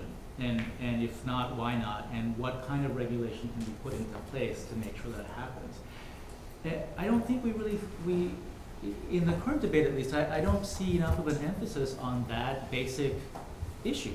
I mean, arbitration is a process of adjudication after all, and we should really be concerned about how it's working and what kind of results it's delivering, rather than just the freedom of the parties, And so, my thought would be the discourse has to change a little bit more towards things like procedural fairness and less about efficiency. In terms of reform, so there often what's going on in Congress right now is a complete ban, proposal to completely ban arbitration with employees and consumers. I don't know if that will ever happen, and so I'm comfortable with the procedural justice. Why not incorporate fairness procedures like, well, by default, we're willing to enforce this agreement if it embodies these minimal guarantees. And so I think that's a more middle ground approach instead of completely banning arbitration. I'd be comfortable supporting that system if, so there would be a law saying that arbitration agreements are presumptively valid if these procedures exist. Because right now there is no way, it's disappearing judicial review of these one-sided procedures in advance before arbitration is being compelled. So I'd be in favor of that type of reform. One question I'd like to pose to Hiro, which was already on my list, but his response, I think, kind of triggered it. Yesterday we had a fantastic, oh boy, they're frightened I'm going to talk fast again. Yesterday we had a fantastic works in progress session, and Derek Roebuck attended by Skype, and he was talking a lot about arbitration during the Jamesian period. And one of the things that he saw in many of these procedures, either in the arbitration agreement itself or in the write-ups of the proceedings, was that many of them were operating not so much from what we would call a legalistic perspective, but very much in equity, what we would call in the international realm ex aequo et bono. And are you suggesting perhaps a return to those days where ex aequo et bono was the norm? In international commercial arbitration, it was quite often, I think, the norm up until the 1980s or so. Yeah. I think it really depends on what you mean by ex aequo. I don't even know how to pronounce that. it's Latin. If it means a free-for-all, which is how I think a lot of people construe it, no, I think that's just as bad as a completely rigid formalistic system. You know, one of the virtues of equity, at least, you know, in the beginning, was the idea that, you know, it wasn't a complete free-for-all. You know, equitable remedies were only available when there was no adequate remedy at law. So the law was still the starting point.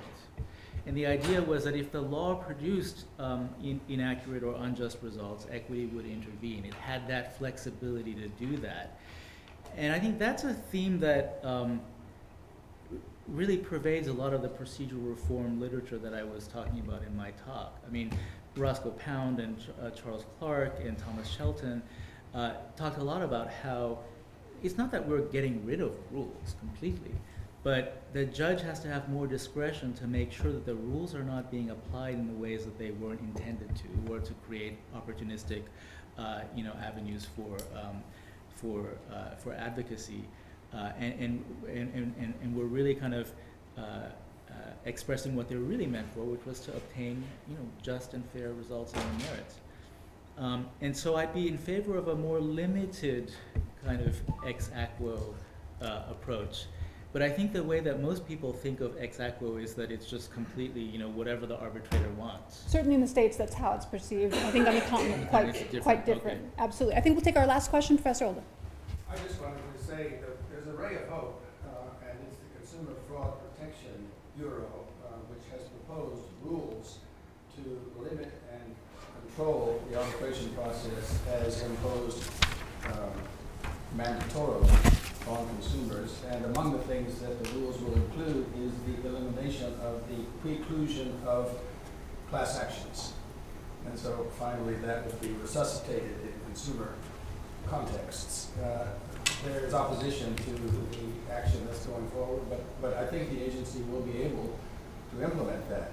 As opposed to Congress, where every year the Arbitration Fairness Act has been introduced, and it's never going anywhere. It's not going to be adopted.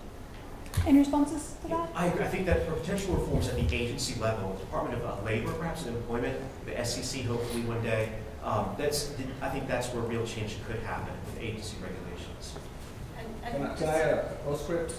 Oh, sorry. That's a No, I was just going to say that the regulation that you're talking about is not the regulation I was talking about in terms of the process, the regulation of the process of entering into an arbitration agreement and what that agreement should look like. I think that's where regulation is more helpful. The regulation of the process itself and who should be the arbitrators and how much time and all the process pieces, that I think there should be a little bit less of, because the process begins to look differently than what it was intended. But I think the law needs to be clearer on the consent, the issue of the meaningful consent, that there shouldn't, that the CFPB is now going to regulate the consumers entering into the agreements. And that I think. And we have hit time, so I'm going to ask if you just bring it down, or in your keynote, which is going to be possibly in 5 minutes, possibly in 15. How fast? Folks, be back? We're going to start about at noon, so 5 minutes exactly. Please help me thank our panelists again for fantastic presentation.